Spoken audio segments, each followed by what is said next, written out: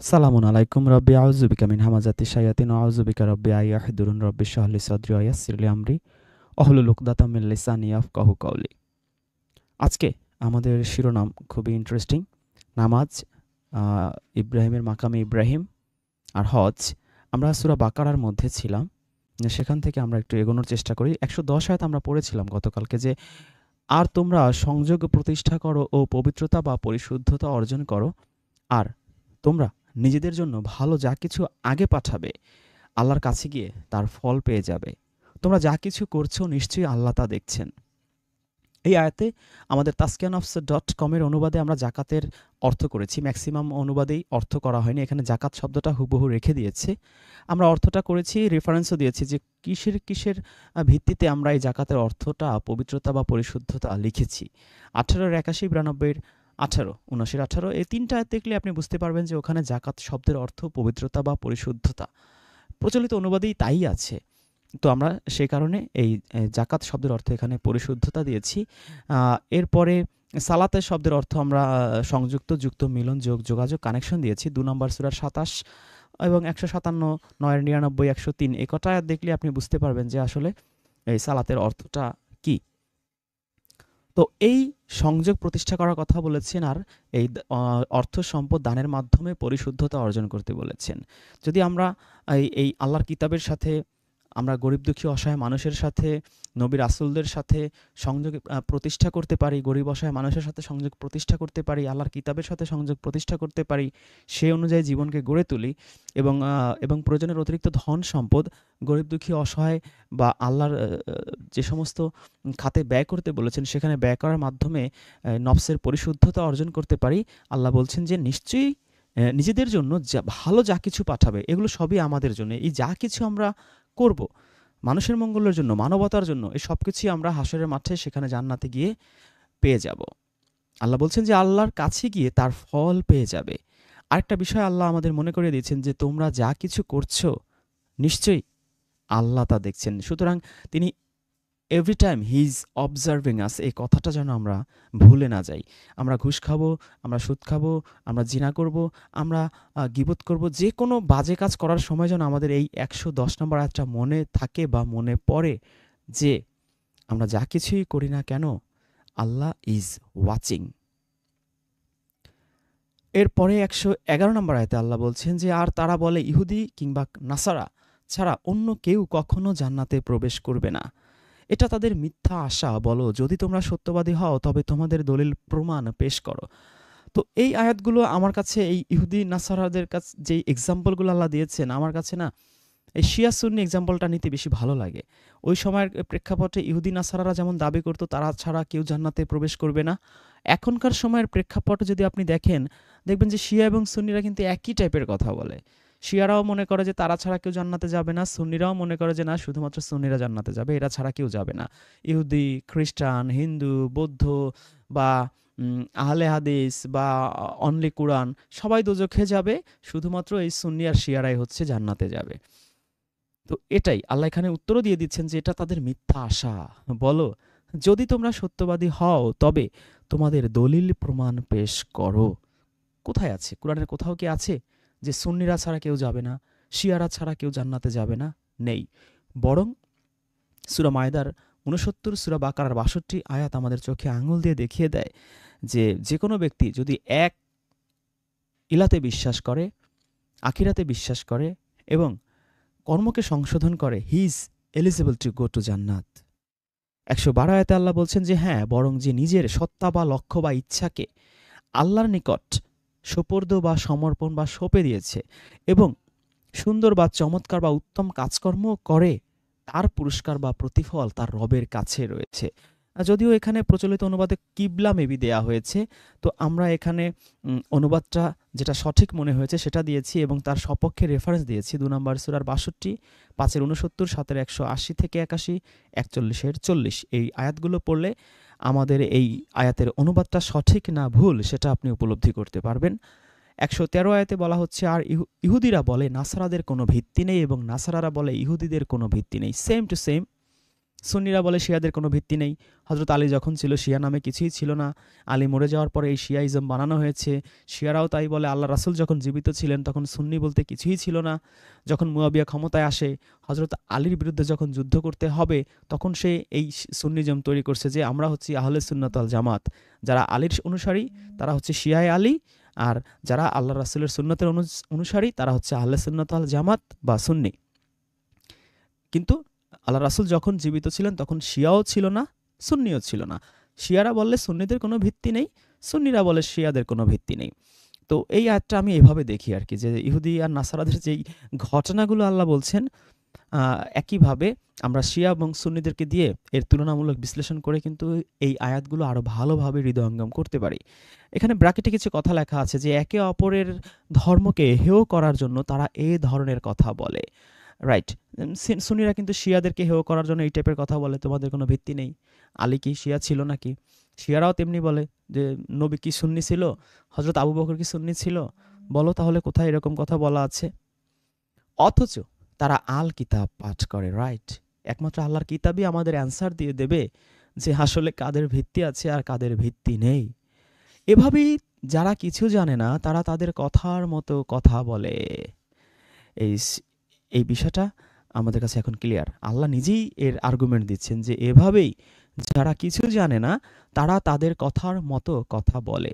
সুতরাং যে বিষয়ে তারা মতবিরোধ করত, আল্লাহ কিয়ামতের দিন সে বিষয়ে তাদের মধ্যে ফায়সালা বা মীমাংসা করে দেবেন। তো আমরা এখন শিয়া, সুন্নি, কাদিয়ানি, আহলে হাদিস কত কিছু নিয়ে কত মতভেদ করি, চরমনাই, জামাত ইসলাম, হিজবুত তাওহীদ একে অপরকে বলে ব্যাঠিক, তোমাদের এই প্রবলেম আছে, ওই প্রবলেম আছে, এটা সঠিক না, ওটা সঠিক না। তো এই যে মতবিরোধগুলো, আল্লাহ রাব্বুল আলামিন কিয়ামতের দিনে সবকিছুর ফায়সালা বা মীমাংসা করবেন। এর রেফারেন্স আমরা এখানে দেওয়ার চেষ্টা করেছি ৯ নম্বর সূরা তওবার ৩৩ থেকে ৩৪, ১১-র ১১৮ থেকে ১১৯ এবং ৪১ নম্বর সূরার ৫৩, ৪৮-এর ২৮, ৬১, ৯। ১১৪ আয়াতে আল্লাহ বলছেন যে আর তার চেয়ে বড় জালেম আর কে হতে পারে যে আল্লাহর পরমানুগত্যের স্থানে তার নাম স্মরণ করা থেকে বাধা প্রদান করে এবং তা ধ্বংস সাধনের চেষ্টা করে।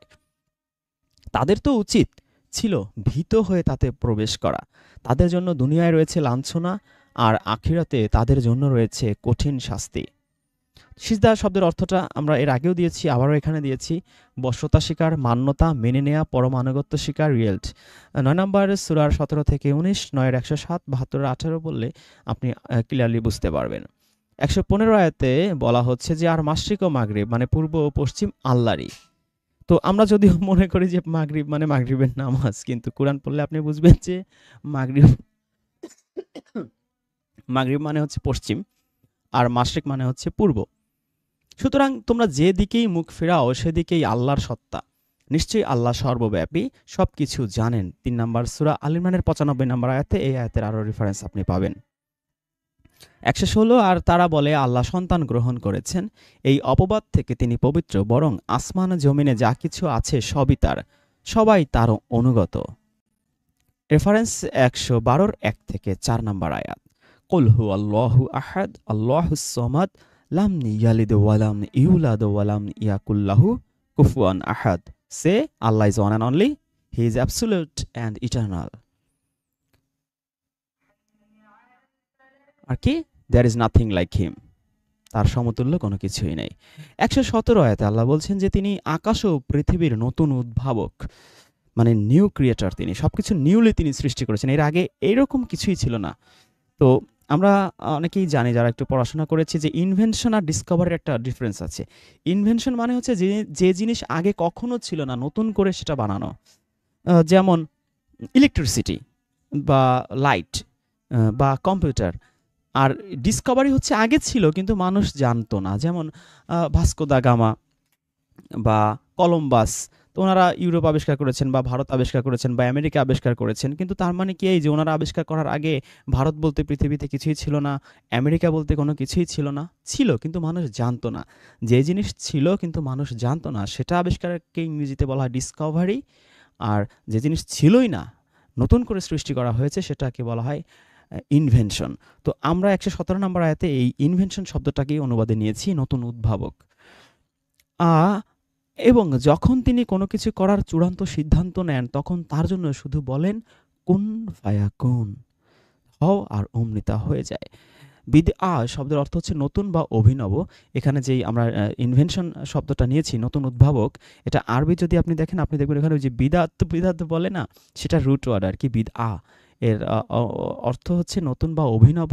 একই শব্দটা আপনি ৪৫ নম্বর সূরার ৯ নম্বর আয়াতে খুঁজে পাবেন। ১১৮তে বলা হচ্ছে, অজ্ঞরা বলে আল্লাহ আমাদের সাথে সরাসরি কথা বলেন না কেন, কিংবা আমাদের কাছে কোনো নিদর্শন বা মুজেজা আসে না কেন। এদের পূর্বে যারা ছিল তারাও এদের মতো কথা বলতো, তাদের সবার অন্তর একই রকম। আমি তো নিদর্শন বা আয়াতসমূহ স্পষ্ট বা পরিষ্কারভাবে বর্ণনা করি এমন কওমের জন্য যারা দৃঢ় বিশ্বাস রাখে। তো আমরা ভাবি না যে নবী রাসূলদের কাছে কেন আসবে, তাওরাতের আয়াত, বাইবেলের আয়াত বা কুরআনের আয়াত আমাদের কাছে আসে না কেন? তো এইটার উত্তর আমরা এখানে ১১৮ নম্বর আয়াতে পেলাম। রেফারেন্স আরও এর রিলেটেড আয়াতের রেফারেন্স দেওয়া আছে ২ এর ১০৮, ২৫৬, ১৮-২৯, ৪২-৫, ৭৬-৩, ৭৪-৩১। এই কটা আয়াত পড়লে আপনি এই আয়াতটা আরও ভালোভাবে উপলব্ধি করতে পারবেন। ১১৯ আয়াতে বলা হচ্ছে যে, নিশ্চয়ই আমি তোমাকে প্রেরণ করেছি সত্যসহ, সুসংবাদ দাতা ও সতর্ককারী রূপে। তো আল্লাহ রাসূলকে প্রেরণ করা হয়েছে সত্যসহ। এই পৃথিবীর একমাত্র হক, মানে ট্রুথ, সেটা হচ্ছে কুরআন। কুরআনের বাইরে আপনি যেখানে যাবেন, হয় সত্যর সাথে মিথ্যা মিশ্রিত পাবেন, কিছু সত্য পাবেন, ম্যাক্সিমাম মিথ্যা পাবেন। মানে ম্যাক্সিমাম কোথাও আপনি 100% পিওর অথেন্টিক ভরসা করার মতো কিছু পাবেন না। কোনো বই পৃথিবীর বুকে নেই। একমাত্র 100% ট্রুথ, অথেন্টিক জিনিস হচ্ছে এই কুরআন। সেটাই আল্লাহ এখানে বলছেন, নিশ্চয়ই আমি তোমাকে প্রেরণ করেছি সত্য সহ। আর কি? তার ২ টা রোল ছিল। একটা হচ্ছে সুসংবাদদাতা, সতর্ককারী।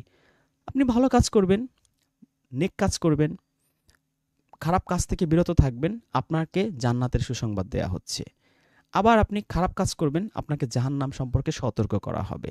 তো এই দুটো রোল তিনি প্লে করেছেন। এবং আমরা সূরা জুমারও পড়েছিলাম কিছুদিন আগে, সেখানেও আমরা দেখেছি যে কুরআন নিজেও এই সুসংবাদদাতা এবং সতর্ককারী। এইভাবে একেবারে জীবন্ত নবী রাসূলদের মতো করে কুরআন নিজেও কিন্তু এইভাবে রোল প্লে করে। সেই পর্বটা আপনারা দেখলে এই অংশটুকু আরও ভালো বুঝতে পারবেন। আর কি? এবং তোমাকে জাহান্নামের অধিবাসীদের সম্পর্কে কোনো প্রশ্ন করা হবে না। কিন্তু মোল্লারা আমাদের কি শেখায়? জাহান্নামী হয়ে গেছে, সাব্যস্ত হয়ে গেছে, এই নবী রাসূল কি করবে? তিনি মানুষের সুপারিশ করে করে তাকে জান্নাতে নিয়ে যাবেন। যার জন্য জাহান্নাম নির্ধারণ হয়ে গেছে, ফায়সালা হয়ে গেছে, তাকেও সুপারিশ করে তিনি নিয়ে যেতে পারবেন। তো দিস ইজ অ্যাবসোলিউটলি ভোগাস এবং কুরআন বিরোধী, কুরআনের সাথে সাংঘর্ষিক। সেটা আমরা এই ১১৯ আয়াতে স্পষ্ট দেখতে পাচ্ছি যে কে জাহান্নামে, কে কোথায়, এই এই এই বিষয়ে সিঙ্গেল কোয়েশ্চেনও আল্লাহর রাসূলকে করা হবে না। যে কেন জাহান্নামে গেল, তার কৈফিয়ত সে দেবে না। তার কাজ ছিল শুধু এই সুসংবাদ দেবে, সতর্ক করবে মানুষকে, সত্যসহ কুরআন পাঠিয়েছে, এই বার্তা পৌঁছে দেবে। সূরা মায়দা ৯৯ নম্বর আয়াত পড়লে আপনি জানবেন। সুতরাং এটা কে মেনে চললো আর কে চললো না, তাতে নবী রাসূলের কিছুই যায় আসে না। আর এই সম্পর্কে কোনো কোয়েশ্চেনও তাকে হাসরের মাঠে করা হবে না। তো সুপারিশ করে নিয়ে যাবে তো অনেক দূরের কথা। ১২০ আয়াতে বলা হচ্ছে, আর ইহুদি ও খ্রিস্টানরা কখনো তোমার প্রতি সন্তুষ্ট হবে না যতক্ষণ না তুমি তাদের মতবাদ বা মিল্লাত বা ধর্মাদর্শ অনুসরণ করো। স্বাভাবিক, আপনি এই যেটা আমি বললাম যে ইহুদি খ্রিস্টানের ম্যাক্সিমাম জিনিসই আমি শিয়া সুন্নি আকারে নেই। তো আপনি যত সুন্দর সুন্দর কথা বলেন, যত মানুষকে দান করেন, যত মিষ্টি ভাষায় মানুষকে কোরআনের পথে ডাকেন, কখনো একজন সুন্নি আপনার প্রতি 100% প্লিজড হবে না। আপনি যত ভালো মানুষ হন না কেন, সে ঘুরেই বলবে যে, ও তুমি তো আমাদের বুখারি মানো না, আমাদের তিরমিজি মানো না। আপনার প্রতি কখনো 100% সন্তুষ্ট সে হবে না। একজন শিয়াও তাই। শিয়া, সুন্নি, আহলে হাদিস কেউই কখনোই আমাদের প্রতি 100% সন্তুষ্ট হবেন না যতক্ষণ না আমরা তাদের সেই সেই সুন্নিইজম বা শিয়াইজম বা আহলে হাদিসিজম এটাকে অনুসরণ করি 100%। That's all. এবার আল্লাহ কি বলছেন? উত্তর শিখিয়ে দিচ্ছেন যে, বলো নিশ্চয়ই আল্লাহর হিদায়তই হিদায়েত। তো এই যে তারা সুন্নিজম দিয়ে যেই ধর্ম বানিয়েছে, শিয়াইজম যে ধর্ম বানিয়েছে, আহলে হাদিসিজম দিয়ে যে, ওয়াহাবিজম দিয়ে যে ধর্ম বানিয়েছে, ওটা হিদায়ত না। আল্লাহর হিদায়তই হচ্ছে হিদায়ত। আল্লাহর হিদায়ত কোথায় আছে, কি আছে, সেটা সূরা বাকারার ৩৮ নম্বর আয়াত এবং ১৮৫ নম্বর আয়াত পড়লে আমরা বুঝতে পারি। আল্লাহ স্পষ্ট বলে দিচ্ছেন যে এই কুরআনই হচ্ছে সমগ্র পৃথিবীর মানুষের জন্য হেদায়েত। এই কোরআনের বাইরে যত বই আছে তার মধ্যে আপনি কখনোই হেদায়েত খুঁজে পাবেন না। এবার আল্লাহ আরেকটা কৌশল শিখিয়ে দিচ্ছেন তার রাসূলকে যে, আর যদি তুমি তাদের ইচ্ছে বা প্রবৃত্তি বা খেয়াল খুশির অনুসরণ করো, তোমার কাছে যে জ্ঞান মানে কোরআন এসেছে তারপর, তাহলে আল্লাহর বিপরীতে তোমার কোনো অলি বা বন্ধু ও সাহায্যকারী থাকবে না। রীতিমতো থ্রেট বলতে পারি আমরা, যে আল্লাহ যে কোরআন দিয়েছেন, যে জ্ঞান দিয়েছেন, এটা আসার পরও যদি আমরা এই হুজুরদের, এই মোল্লাদের, এই পাদ্রীদের, এই ঠাকুরদের যে কারো কথা মেনে চলি, তাহলে কিন্তু আল্লাহর বিপরীতে আমরা কোনো অলি পাবো না, কোনো সাহায্যকারী পাবো না। এই আয়াতটা খুবই ইম্পর্টেন্ট একটা আয়াত, সূরা বাকারা 120। এজন্য এর সপক্ষে অনেকগুলো রেফারেন্স আয়াত এখানে উল্লেখ করা হয়েছে, আপনারা একটু প্লিজ পড়ে নেবেন। এরপরে হচ্ছে 121 নম্বর আয়াত, যাদেরকে আমি কিতাব দিয়েছি তাদের মধ্যে যারা তা যথার্থভাবে তিলাওয়াত করে তারাই তার প্রতি ঈমান আনে। তাহলে এই যে ঈমান আনার ক্ষেত্রে আল্লাহর কিতাবের প্রতি একটা কৌশল আল্লাহ শেখাচ্ছেন যে যথার্থভাবে আমার এটা পড়তে হবে, ভালোভাবে। যে পড়লাম আর কিছুই বুঝলাম না, বা তারাবির মতো হুজুর পড়েই যাচ্ছে, আমি শুনেই যাচ্ছি, আগাও বুঝি না, মাথাও বুঝি না। তো এইরকম যদি আমরা যথার্থভাবে এটা তেলাওয়াত না করি, দেখুন যখন তারাবি পড়া হয় তখন কিন্তু আমরা তেলাওয়াত করি না, ওই হুজুররাই তেলাওয়াত করে, আমরা জাস্ট শুনি।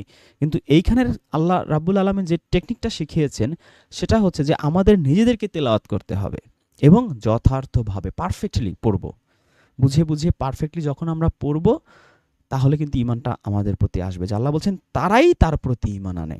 এই কোরআনের প্রতি 100% ঈমান আমাদের তখনই আসবে যখন এই কোরআনটা আমরা সুন্দর করে বুঝে বুঝে নিজেরা পড়ব। অনেকে বলি না যে ভাই আসছি আপনার কাছ থেকে শোনার জন্য, তো আপনি রিজওয়ান মাহমুদের কথা, সজল রোশনের কথা যত বছরই শোনেন না কেন, যতক্ষণ না আপনি নিজে এই কোরআনটা বুঝে বুঝে তেলাওয়াত করবেন, পড়বেন, আপনার 100% ঈমান আসবে না। এই আয়াত পরিষ্কারভাবে আমাদের তা জানিয়ে দিচ্ছে।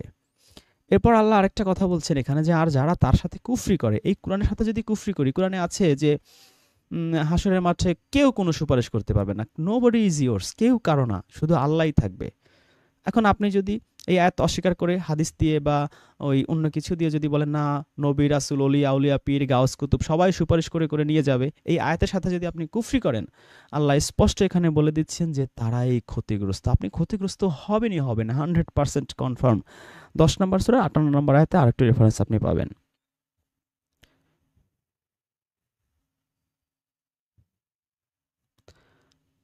একশো 22, হে বনী ইসরাইল, তোমরা আমার নিয়ামতকে স্মরণ করো, যে নিয়ামত আমি তোমাদেরকে দিয়েছি, এবং নিশ্চয়ই আমি তোমাদেরকে বিশ্ববাসীর উপর শ্রেষ্ঠত্ব দিয়েছি। 62-5 আপনি এদের সম্পর্কে কিছু পাবেন। ওদের শ্রেষ্ঠত্ব দিয়েছে, তাওরাত দিয়েছে, কিন্তু ওরা এখনকার এই শিয়া সুন্নিদের মতো হয়ে গিয়েছিল, কি গাধা হয়ে গিয়েছিল। ওদের মাথায় অনেক বই থাকে, এই গাধার পিঠে। গাধা যেমন কিছুই বোঝে না, ঠিক তেমনি শিয়ারা, সুন্নিরা, আহলে হাদিসরা, এদের পিঠে 30, 40, 50, 60 লক্ষ হাদিসের বই আছে। ও ও যে ওরা যে কি বোঝে আর কি বোঝে না, আপনারা আমার চেয়ে অনেক ভালো জানেন। তো এই যে শ্রেষ্ঠত্ব দিয়েছিল এই আল্লাহর কিতাব দিয়ে, তাওরাত দিয়ে, সেই শ্রেষ্ঠত্ব তারা ধরে রাখতে পারেনি, কারণ তারা বুঝে বুঝে ওগুলো পড়তো না, লাইফে অ্যাপ্লাই করতো না। তো শ্রেষ্ঠত্বগিরি থাকবে না। তো এই আয়াতটা হচ্ছে আমাদের সেই শিক্ষণীয়, যে এই কোরআন দিয়েও যদি আল্লাহ, এই কোরআন যদি আমরা মেনে চলি আমরা হব শ্রেষ্ঠ, কিন্তু এই কোরআন যদি আমরা সেই ইহুদিদের মতো বা বনী ইসরাইলদের মতো সেই পিঠে রেখে না বুঝে শুধু পড়তেই থাকি, তারাবির মতো বা হাফেজদের মতো, সেই শ্রেষ্ঠত্ব আমরা কখনো অর্জন করতে পারবো না। 123 আয়াতে আল্লাহ বলছেন, আর তোমরা সেদিন সম্পর্কে সতর্ক বা সাবধান বা হুঁশিয়ার হও, যেদিন কোনো নফস বা ব্যক্তি, নফস মানে হচ্ছে এখানে ব্যক্তি বা মানুষ, কোনো নফস বা ব্যক্তি অপর কোনো নফস বা ব্যক্তির কোনো কাজে আসবে না, কারো কাছ থেকে কোনো বিনিময় গ্রহণ করা হবে না, এবং কোনো সুপারিশ তার উপকারে আসবে না। সুপারিশ কোনো কাজে লাগবে না। সুপারিশ করতে পারে, পীর সাহেব বলতে পারে যে হুজুর আমার মুরিদ ছিল, কিন্তু এই সুপারিশে কাজ হবে না। আরে পীর সাহেব কি যাবে কিনা সেটাই তো $100 মিলিয়ন কোয়েশ্চেন। আর তারা সাহায্যপ্রাপ্ত হবে না, সাহায্য আল্লাহ করবে না। 2-47 থেকে 48, 6-164 থেকে 165 এগুলো পড়লে আপনি এই সুপারিশ সম্পর্কিত আরও কিছু জানতে পাবেন। আর সুপারিশ নিয়ে আমরা আলাদা একটা এপিসোডই করেছিলাম মাস দুয়েক আগে, সেটা আপনারা দেখতে পারেন। কোরআনের যত সুপারিশ নিয়ে আয়াত আছে সবগুলো সেখানে আলোচনা করা হয়েছিল। 124, আর স্মরণ করো যখন ইব্রাহিমকে তার রব কয়েকটি কালিমা বা বাণী দিয়ে পরীক্ষা করলেন।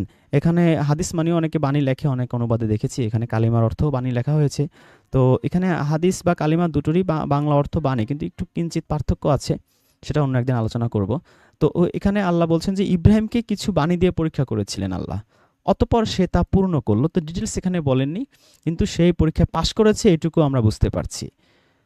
পাশ করার পরে ইম্প্যাক্টটা কি হয়েছে? তখন আল্লাহ বললেন, আমি তোমাকে মানব জাতির ইমাম বা নেতা বানাবো। তাহলে মানব জাতির ইমাম ইব্রাহিম, এটা ক্লিয়ার। এখন যদি কেউ বলে না আমার নেতা হচ্ছে ওই যে হিজবুত তাওহীদ যেমন বলে আমাদের নেতা মুহাম্মদুর রাসূলুল্লাহ, না, সমগ্র পৃথিবীর মানুষের নেতা একজনই, জাতির পিতা ইব্রাহিম। একাধারে তিনি জাতির পিতা, একাধারে জাতির ইমাম। তো এই বিষয়টা না বোঝার কারণে আমরা গুলিয়ে ফেলি। এবং সূরা নাহল পড়লে আমরা জানি যে আল্লাহ বলছেন যে তোমার কাছে আমি ওহী প্রেরণ করছি, তুমি একনিষ্ঠভাবে ইব্রাহিমের ধর্ম আদর্শ অনুসরণ করো। তাহলে যে অনুসরণ করে সে তো হচ্ছে মুক্তাদি, যাকে অনুসরণ করা হয় সেই তো হয় ইমাম বা নেতা। ওই আয়াত আমাদের চোখে আঙুল দিয়ে দেখিয়ে দেয় যে ইব্রাহিম নবী হচ্ছে নেতা, ইমাম, আর নবী মুহাম্মদুর রাসূলুল্লাহ হচ্ছেন মুত্তাদি। আমি তোমাকে মানব জাতির ইমাম বা নেতা বানাবো। সে বলল আমার বংশধরদের মধ্য থেকেও, মানে তার বংশধররাও কি এরকম হবে? আসলে সবাই হবে না। এই যে পীরের ছেলে পীর হবে, ডাক্তারের ছেলে ডাক্তার হবে, এই কনসেপ্টে কুরআন উড়িয়ে দিল। যে নবীর ছেলে দেখেই যে সে হবে, নবীর বংশধর দেখি যে সেও এরকম নবী হবে বা আল্লাহর ওলি হবে, এটা সম্ভব নয়। যে আব্বাসী আছে, তার বংশধারা হচ্ছে নবীর চাচা সেই ইবনে আব্বাস, আব্বাস রাদিয়াল্লাহু তাআলা আনহু। এই জন্য তারা ওই টাইটেল ধরে রাখছে। আরে ভাই, তুমি নবীর ছেলে হইলেই তো বেল না। এখানে তো এইখানে ইব্রাহিমের বংশধরের কথা বলা হচ্ছে, সেখানে তো নবীর চাচাতো ভাই বা চাচার কথা তো অনেক দূর, কোনো বেল নাই। আপনার আমলই হচ্ছে আপনার মূল চাবিকাঠি সফলতার। নবীর ছেলে তো ইয়েও ছিল, নূহ নবীর ছেলে ছিল না, তো কি, সো হোয়াট? আল্লাহ স্টেট বলে দিয়েছেন সে তোমার আহালের অন্তর্ভুক্ত নয়, খবরদার। নূহ, ইব্রাহিমের বাপ কি হয়েছিল আমরা জানি, লুত নবীর ওয়াইফ আমরা জানি। সুতরাং নবী রাসূলদের ছেলে স্ত্রী বাপ তাদেরই বেল নাই, সেইখানে তো ওই আব্বাসীর ছেলে হইলে বা বংশধর হইলে সে বিশাল আল্লাহওয়ালা। এই ধরনের কোরআন বিরোধী কনসেপ্ট যেন আমাদের কেউ গিলাতে না পারে, আমরা একটু সতর্ক থাকবো। তো আল্লাহ বলছেন, উত্তর কি দিয়েছেন? ইব্রাহিম যে প্রশ্ন করেছে আমার বংশধরদের থেকেও, আল্লাহ বলছেন যে আমার ওয়াদা জালিমদের ক্ষেত্রে প্রযোজ্য হবে না। সুতরাং এই বংশধরদের মধ্যে মানে আল্লাহ সিলেক্ট করবে তাকেই, অ্যাটলিস্ট যার মধ্যে জুলুম থাকবে না। আমরা জুলুম করি, মানুষের প্রয়োজন, তার ফাইল আটকে রেখে ঘুষটা খাই, তাকে জুলুম করি, ঘুষ না দিলে তার ফাইল ছাড়ছি না, ঘুষ খাই, সুদ খাই, তার প্রয়োজন, বিপদগ্রস্ত হয়ে আমার কাছে এসেছে, এখন আমি তাকে 1,00,000 টাকা দিয়ে হেল্প করব, কিন্তু আমাকে মাসে মাসে 3,000 5,000 করে দিতে হবে। জুলুম করলাম।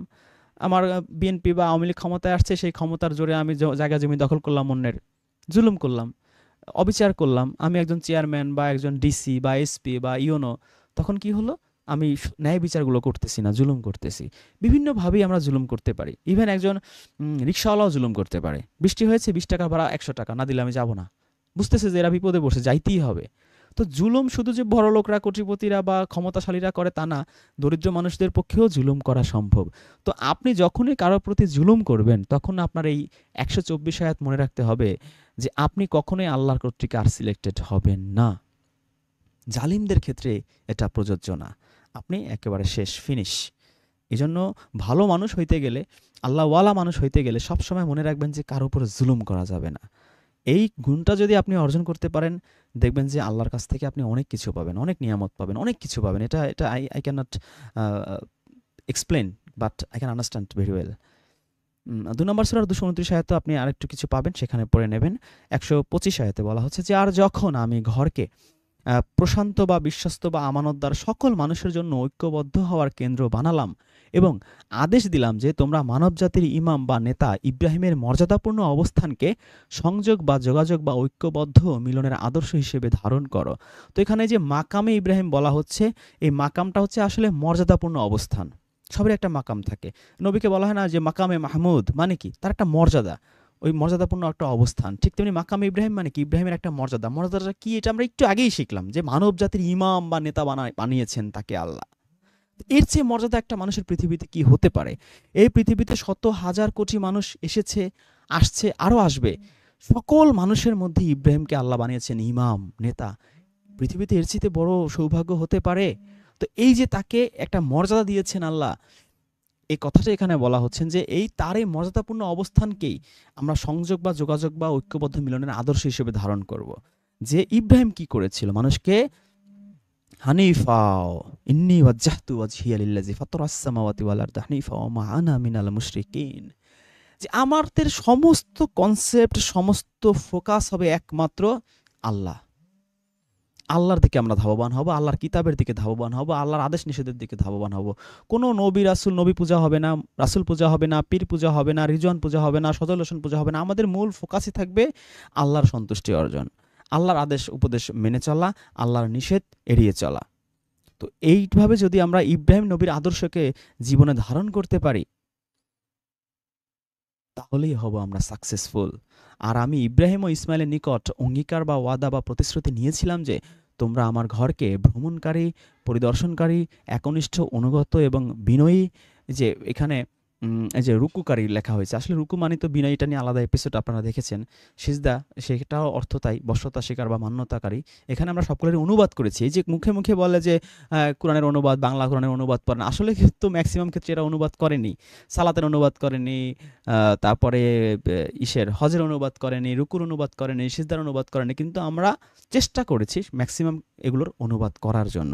হ্যাঁ, আপনি বলতে পারেন যে ভুল হয়েছে, অর্থ ভুল হয়েছে, বানান ভুল হয়েছে, but we have taken the risk, আমরা সেই ঝুঁকিটা নিয়েছি। ভুল হোক, তারপরও আমরা অনুবাদটা অন্তত করেছি, জালিয়াতি করিনি, ওই আরবিকে আরবির জায়গায় রেখে দেয়নি। আপনি বলতে পারেন ভুল, হ্যাঁ আপনার ভুল, এটা বলার অধিকার আপনার আছে, কিন্তু আমরা যে অনুবাদটা করেছি তার জন্য অন্তত সাধুবাদটা দেবেন। আব্রাহামিক ধর্মের অনুসারী ইহুদি, খ্রিস্টান, মুসলিম সবাই ইব্রাহিমকে ভক্তি, সম্মান ও শ্রদ্ধা করে। এটা ব্র্যাকেটে লেখা হয়েছে।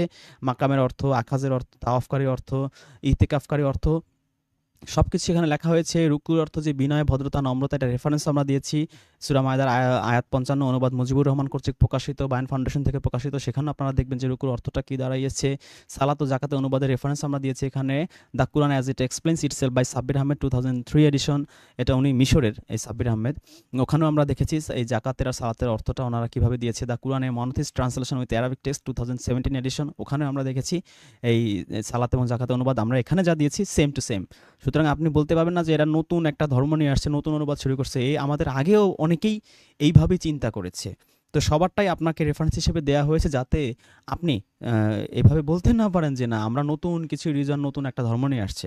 আমাদের আগেও বহু মানুষের রক্ত, বহু মানুষের কুরবানি, বহু মানুষের চেষ্টা সাধনা রয়েছে এই অনলি কোরআন, এই আইডিওলজির ক্ষেত্রে। সেটা আপনি দেখতে পারেন। ইভেন সুন্নিদেরও আছে, যেমন তালাল ইটানি অ্যান্ড এআই এডিশন, ওনার অনুবাদ পড়লে আপনি দেখবেন যে উনি কিন্তু সুন্নি, কিন্তু উনি সঠিক অনুবাদটা করার চেষ্টা করেছেন। The Quran with annotated interpretation in modern English, 2018 edition by Ali Unal, উনিও সুন্নি। ওনারটাও দেখবেন যে উনি আসলে কীভাবে অনুবাদগুলো করেছে, বিশেষ করে জাকাত, সালাত, রুকু এবং সিজদার। তো এ পর্যন্তই থাকুক, আমরা এটাই আলোচনা করতে চেয়েছিলাম। আমাদের আজকে ছিল নামাজ। এই যে নামাজ একটা গ্রুপ বের হয়েছে যে এই ইব্রাহিমের, মাকামে ইব্রাহিম থেকে সবাই নামাজ নাও। তো মাকাম ইব্রাহিম মানে আসলে ওই যে ইব্রাহিম দাঁড়ায় নামাজ পড়ছে ওইটা না। মাকাম ইব্রাহিম মানে হচ্ছে ইব্রাহিমের মর্যাদাপূর্ণ অবস্থান। আর এই যে হজ কি জিনিস সেটা আমরা এখানে দেখলাম, যে আসলে রুকুকারী, তাওয়াফকারী, সিজদাকারী মানে আসলে কি, এখানে হচ্ছে আসলে ভ্রমণকারী, পরিদর্শনকারী। এই যে ইতেকাপ মানে হচ্ছে স্থানীয় বাসিন্দা, এমন অর্থ আমরা পেয়েছি, উদাহরণ দিয়েছি আমরা 22-25। তাওয়াফকারী মানে সাত পাকে বাধা না, ভ্রমণকারী। এর অনেকগুলো আয়াতে আমরা রেফারেন্স পেয়েছি। 37-45, 43-71, 52-24, 55-44, 56-17, 68-19, 76-15 এবং 76-19 আয়াতে আমরা দেখেছি তাওয়াফকারী শব্দের অর্থ হচ্ছে ভ্রমণকারী, মোটেই সাত পাকে ঘোরাঘুরি না। তারপরে আখাজ মানে হচ্ছে ধারণ করা। 11-56, 69-10, 30, 73-16, 79-25, 16-61, 18-73। তো আপনারা এগুলো পড়ার চেষ্টা করবেন। আর যে মাকাম বললাম, মাকামে ইব্রাহিম মানে যে ইব্রাহিম দাঁড়াইছে নামাজ পড়ছে তাও না। মাকাম শব্দের অর্থ অনেক জায়গায় আছে, যে এর অর্থ হচ্ছে মর্যাদা। সেটা পাবেন আপনি 19 নম্বর সূরা মারিয়ামের 73-এ, 26-58-তে, 27-39-এ, 37-164-তে এবং 44 নম্বর সূরার 51 আয়াত পড়লে আপনি জানবেন যে এই মাকামের অর্থ যে মর্যাদা, এটা রিজওয়ান মাহমুদ নতুন কিছু আবিষ্কার করে নাই, ইনভেনশন না, এটা ডিসকভারি বলতে পারেন বড়জোর আপনি। তো এই বিষয়টা যেন আমরা বুঝতে পারি। নামাজ, মাকামে ইব্রাহিম, হজ, নামাজের অর্থটা আসলে কি, আসলে সালাত মানে নামাজ কিনা, এগুলো আমরা আজকে আলোচনা করলাম। আপনারা এই আলোচনাটা প্রয়োজনে আরও একবার শুনবেন, হয়তো বুঝতে পারবেন। আল্লাহর কাছে দোয়া করবেন যেন আল্লাহ আমাদেরকে সবাইকে এই আল্লাহর বাণীটা, আল্লাহর কিতাবটা ভালোভাবে বোঝার তৌফিক দান করেন। আমাদের সাথে আছেন চট্টগ্রাম বিভাগের অনলি কোরআন রিসার্চের সভাপতি শহীদুল ইসলাম যাযাবর ভাই। শহীদুল ইসলাম ভাই, কেমন আছেন আপনি? জি, সালামুন আলাইকুম।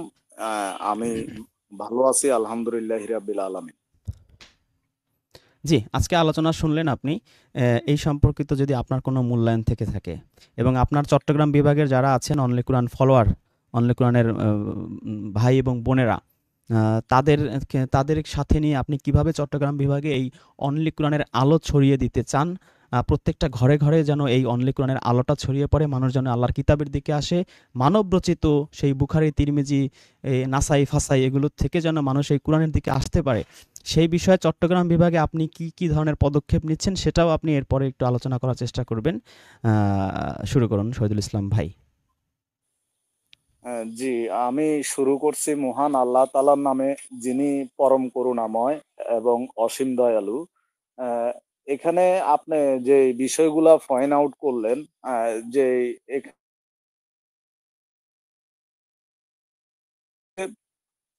যে কিছু কিছু আয়াত আছে, এগুলার অনুবাদ করা হয় নাই, এবং এমন কিছু আয়াত আছে যেগুলার অনুবাদ এক এক জায়গায় এক এক রকম করা হয়েছে, অর্থাৎ তাদের সুবিধা অনুযায়ী। যেমন সালাতের যে বিষয়টা, সালাতের যে আপনি আহ, এখানে যোগাযোগ, সংযোগ, এবং মিলন, একত্রিত হওয়া, এই ধরনের অনুবাদ করছেন, সেটার জন্য আপনি অন্য অন্য জায়গায় তারা যেই আহ, যে অনুবাদগুলা করছে সেখানে রেফারেন্স দিয়েছেন, এবং জাতীয় দুইটি অনুবাদ থেকে আপনি রেফারেন্স নিয়েছেন, এবং দুইটি আন্তর্জাতিক অনুবাদ থেকেও আপনি রেফারেন্স নিয়েছেন। এখন আপনি যে বিষয়টা বুঝাইতে চাইছেন সেটা হচ্ছে, আপনি একটা বিষয় আবিষ্কার করেছেন। এখন আবিষ্কার করা আর শূন্য থেকে একটা জিনিস তৈরি করা, সেটা আলাদা বিষয়। এখন আমাদের যাদের শিক্ষা আছে, আমরা কিন্তু আপনার এই কথাটা ফলো করলেই আমরা বুঝতে পারি যে আসলে আপনি এখানে নতুন করে কোনো কিছু ক্রিয়েট করেন নাই, কোনো কিছু তৈরি করেন নাই। আপনি যেটা আহ, অন্য অন্য জায়গায় আছে সেখান থেকে এখানে এনে আমাদেরকে বোঝানোর চেষ্টা করছেন।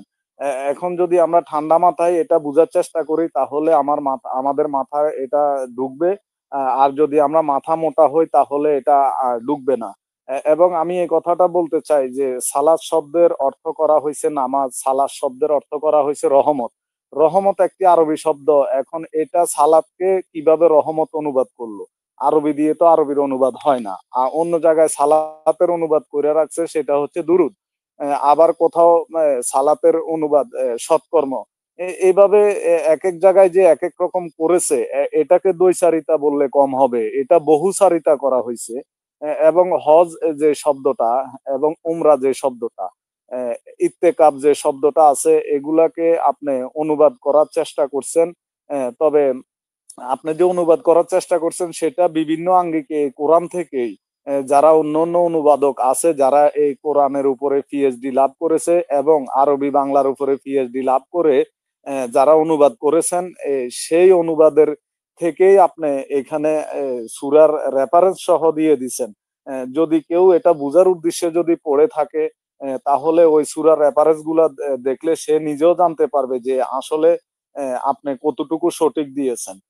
এই বিষয়টা হচ্ছে এভাবে আমি দেখি। এবং আরেকটা জিনিস আমি দেখি যে যেখানে আদমের দুই পুত্র, এক পুত্র অন্য পুত্রকে হত্যা করার পরে সে জাহান্নামী হয়ে গেল, নূহের পুত্র এবং স্ত্রী, শুধুমাত্র নূহ যে আল্লাহর পথে আহ্বান করার পরেও তারা স্বীকৃতি দেয় নাই, অথবা তারা ঈমান আনে নাই, এই জন্য তারা ধ্বংস হয়ে গেল।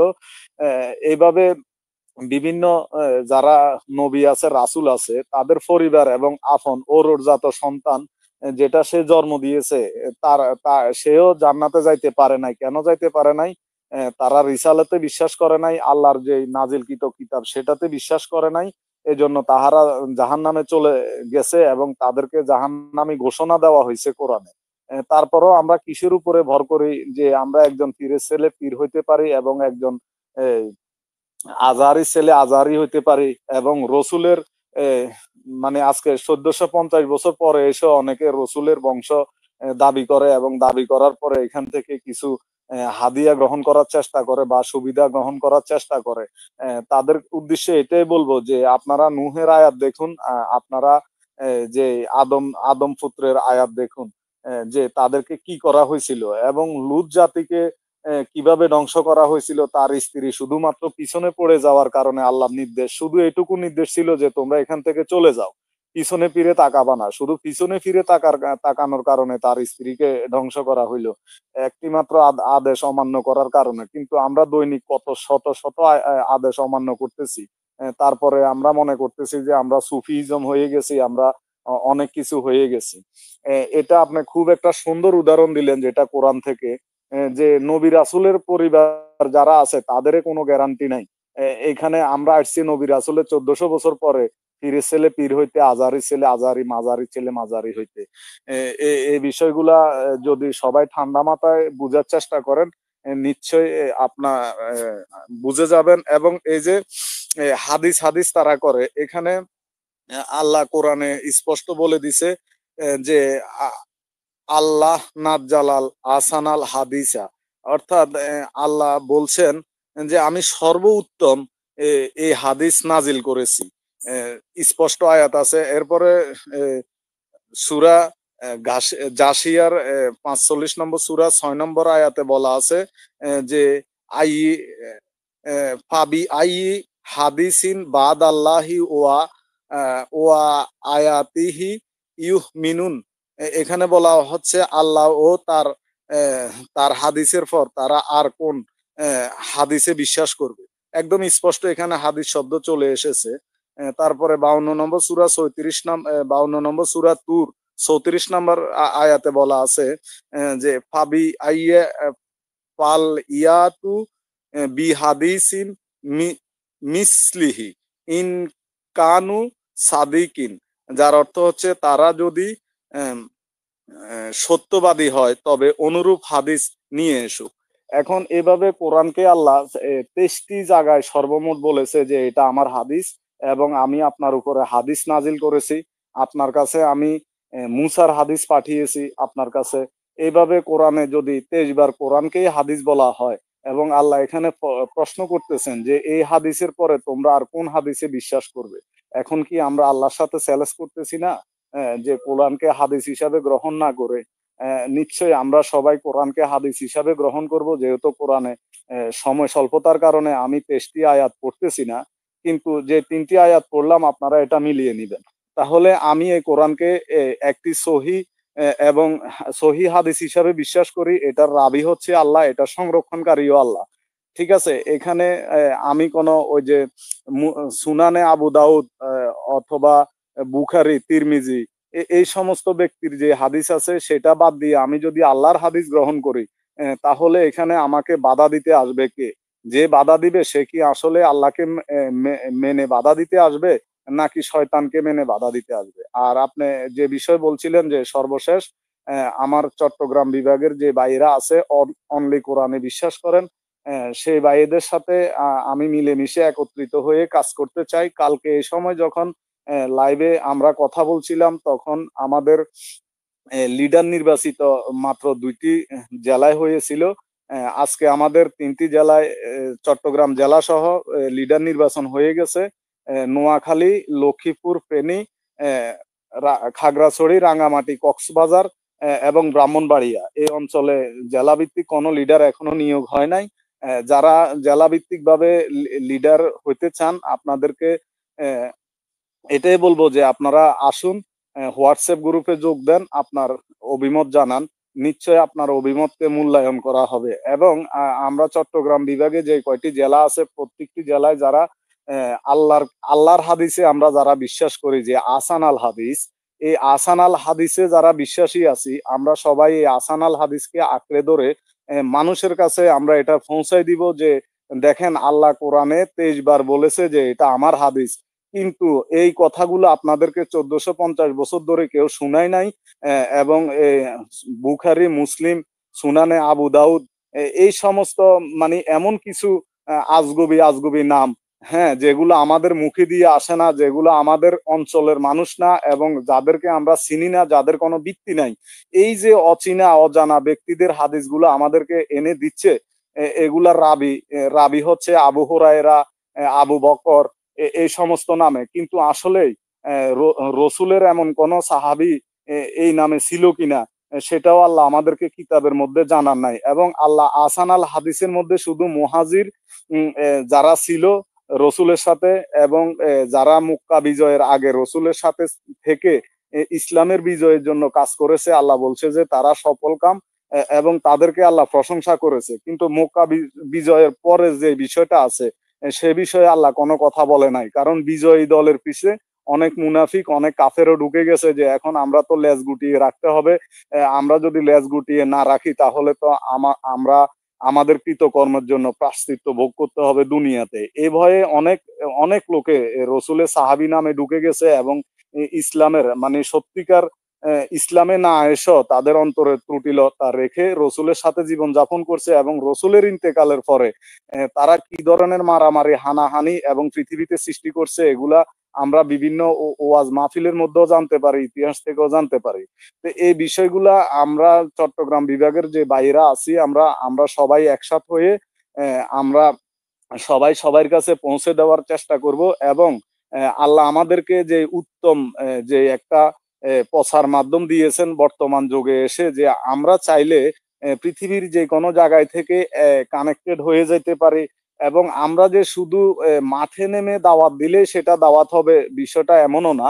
আমাদের এই ভিডিওগুলা 5,000 6,000 লোকে দেখে এবং লাইভে আমাদের সাথে 300 থেকে 600 জন লোক পর্যন্ত অ্যাড হয়ে যায়। নিশ্চয় কোরআনের ভালোবাসা থেকে তারা অ্যাড হয়, এবং এর বিস্তৃতি আরো বড় হবে এটা আমি আশা করি। এবং আমরা মাঠে নেমে কাজ না করার আগ পর্যন্ত আমরা অনলাইনে কাজ করব। আমরা যে যেতটুকু বুঝি এবং সেটা অন্যর সাথে আমরা শেয়ার করব, আর যেটা বুঝি না সেটা আমরা শহীদুল লিডার ইসলাম থেকে ভাই, জেনে নিব। যদি লিডার সেটা জানাইতে ব্যর্থ হয়, লিডারের উপরও আরো লিডার আছে, অন্যরা নিশ্চয়ই এটা আপনাকে ক্লিয়ার করে দিবে। তবে কোরআনের আয়াত নিয়ে যে বিকৃত করা হয়েছে এবং কোন কোন জায়গায় কোরআনের আয়াতের যে অনুবাদ সেটা করা হয় নাই, আবার কোথাও কোথাও আবার এটাকে অনুবাদ করা হয়েছে, তবে এটাকে অনুবাদ বলতে হবে, কারণ আরবি দিয়ে আরবিকে অনুবাদ করা হয়েছে। এই বিষয়গুলো নিয়ে যে রেজওয়ান ভাই দাঁড়িয়েছে এবং তার সঠিক যে অবস্থান সেটাকে আমি একদম শতভাগ সমর্থন করি। এই কারণেই যে তার বিরুদ্ধে এখনো পর্যন্ত কেউ স্পষ্ট প্রমাণ নিয়ে হাজির হইতে পারে নাই যে তুমি এই এই জিনিসটা তুমি ভুল করছো, অথবা এই কারণে তোমার এই অনুবাদটা বাদ হয়ে যাবে। কারণ তিনি অনুবাদ করেন নাই, তিনি এটা কি করছেন, ওই যে ডিসকভারি যে আবিষ্কার করছেন, যে বিভিন্ন অনুবাদক এবং বিভিন্ন সোর্স থেকে তিনি যেটা বুঝতে পারছেন সেটার রেফারেন্স সহ দিয়ে দিয়েছেন। এবং সত্য জানার উদ্দেশ্যে আপনি আসলে রেফারেন্স গুলা যখন তালাশ দিবেন তখন দেখবেন যে এক জায়গায় সেজদা করা হচ্ছে কি হাঁটু গেড়ে, মাথা মাটিতে ঠেকানো, এটা করা হচ্ছে সেজদার আয়াত। সেজদার আয়াতের অনুবাদ এভাবে করা হয়েছে, আরেক জায়গায় করে করা হয়েছে এটা মেনে নেওয়া, হ্যাঁ, আরেক জায়গায় করা হয়েছে এটা আনুগত্য করা। এই যে তারা যে এই যে বহুচারিতা করছে, দ্বৈচারিতা বললে তাদের কম হবে। অন্তত এই জিনিসগুলা বুঝেন, বুঝলে আপনার বিষয়। আর যে বিষয়টা রেজওয়ান ভাই আপনি বলছিলেন যে আসলে আল্লাহর যে সত্য কিতাব এটার উপরে যে সত্যিকার অর্থে ঈমান আনবে এবং মনে প্রাণে সেটাকে মেনে নিবে, আল্লাহ কেবলমাত্র তাদেরকেই পথ দেখাবেন। কিন্তু অন্তরে ত্রুটিলতা নিয়ে যদি এখানে আল্লাহর কিতাব কেউ বুঝতে আসে যে এখানে আমরা আল্লাহকেও খুশি করব, আবার আজারি মাজারিকেও খুশি করব, আল্লাহ আসলে এই লোকদেরকে বলছে ফাসেক, এই লোকদেরকে আল্লাহ বলছে যে তারা মুনাফেক, তাহলে আমি তাদেরকে অনুরোধ করব যে আপনারা শুধু শুধু মুনাফেক অথবা ফাসেক হওয়ার দরকার নাই ভাই। আপনি যদি আহসান আল হাদিস ব্যতীত অন্য কোনো হাদিস বিশ্বাস করেন তাতে আমাদের কারো কিচ্ছু আসে যায় না। আপনার পথ আপনাকেই নিয়ে যাবে আপনি যেদিকে যাইতে চাচ্ছেন। আর যদি আপনি শুদ্ধভাবে ভালোভাবে আপনি কোরআনকে বুঝে কোরআনের পথে আসতে চান তাহলে আমাদের সাথে থাকুন। আপনি বুঝতে পারবেন যে কোরআনের কথায় কিভাবে আমাদেরকে গোজামিল দিয়ে এতদিন অন্ধ বানিয়ে রাখা হয়েছে, আমাদের নিজেদেরকে, এবং ছোট করা হয়েছে অন্য অন্য জাতিদের কাছে আমাদেরকে। জি, আমার বক্তব্য এতটুকুই। প্রিয় ভাই, সালামুন আলাইকুম। সালাম আলাইকুম শহীদুল ইসলাম ভাই, আপনাকে অনেক ধন্যবাদ খুব সুন্দর করে উপস্থাপনা করার জন্য। আপনাকে আমি অনুরোধ করব আপনার ডেজিগনেশন সহ আপনি একটু কমেন্টে একটু লিখে দেন আপনার ফোন নাম্বার সহ, যাতে করে চট্টগ্রাম বিভাগে যারা আছেন অনলি কোরআন ফলোয়ার তারা আপনার সাথে কানেক্টেড হতে পারে এবং আপনার নেতৃত্বে পুরো চট্টগ্রাম বিভাগে এই অনলি কোরআনের আলো, অনলি কোরআনের দাওয়াত ছড়িয়ে দিতে পারে। এরপরে আমরা কথা বলবো আমাদের ইউসুফ খান বাহিনী রাজশাহী বিভাগের। আমাদের কি সেই রাজশাহী বিভাগের ইউসুফ খান ভাই? আপনি কি রাজশাহী বিভাগের আমাদের জি ইউসুফ জি আলী খান ভাই? জি জি আচ্ছা, ভাইয়া। আমাদের রাজশাহী বিভাগের সভাপতি আমাদের সাথে সংযুক্ত হয়েছেন। রাজশাহী বিভাগ সম্পর্কে আপনার কাছে আমরা জানতে চাই, আপনি রাজশাহী বিভাগটাকে কিভাবে সাজাচ্ছেন এবং অনলি কোরআনের দাওয়াত পৌঁছে দেওয়ার ক্ষেত্রে আপনার জেলা ভিত্তিক, উপজেলা ভিত্তিক যারা অনলি কোরআনের ভাইরা আছেন, যারা বহু বছর ধরে এই অনলি কোরআনের আলোটা একা একাই ছড়িয়ে দেওয়ার জন্য অনেক চেষ্টা সাধনা করেছেন, রাস্তাঘাটে মার খেয়েছেন, একঘরে হয়েছেন, অর্থ সম্পদ হারিয়েছেন, ঘরবাড়ি হারিয়েছেন, তাদের পাশে দাঁড়ানোর ক্ষেত্রে আপনার কোনো পরিকল্পনা আছে কিনা? মানে রাজশাহী বিভাগের লিডার হিসেবে আপনি তাদের জন্য কি কি করার আপনার প্ল্যান আছে, এবং অনলি কোরআনের দাওয়াত পৌঁছে দেওয়ার ক্ষেত্রে আপনার কোনো মানে স্পেসিফিক কোনো পরিকল্পনা আছে কিনা, যদি আপনি আমাদের সাথে একটু শেয়ার করতেন, আপনার মাধ্যমে সারা দেশের মানুষ জানতে পারতো এবং অন্যান্য বিভাগের যারা দায়িত্বশীল তারাও হয়তো আপনার এই প্ল্যানগুলো ইমপ্লিমেন্ট করতে পারতো। জি, ইসুফ আলী খান ভাই। জি, সালামুন আলাইকুম রেজন ভাই, আপনাকে ধন্যবাদ জানাই। সেই সাথে আমি ধন্যবাদ জানাচ্ছি শহীদুল ইসলাম যাযাবর ভাইকে।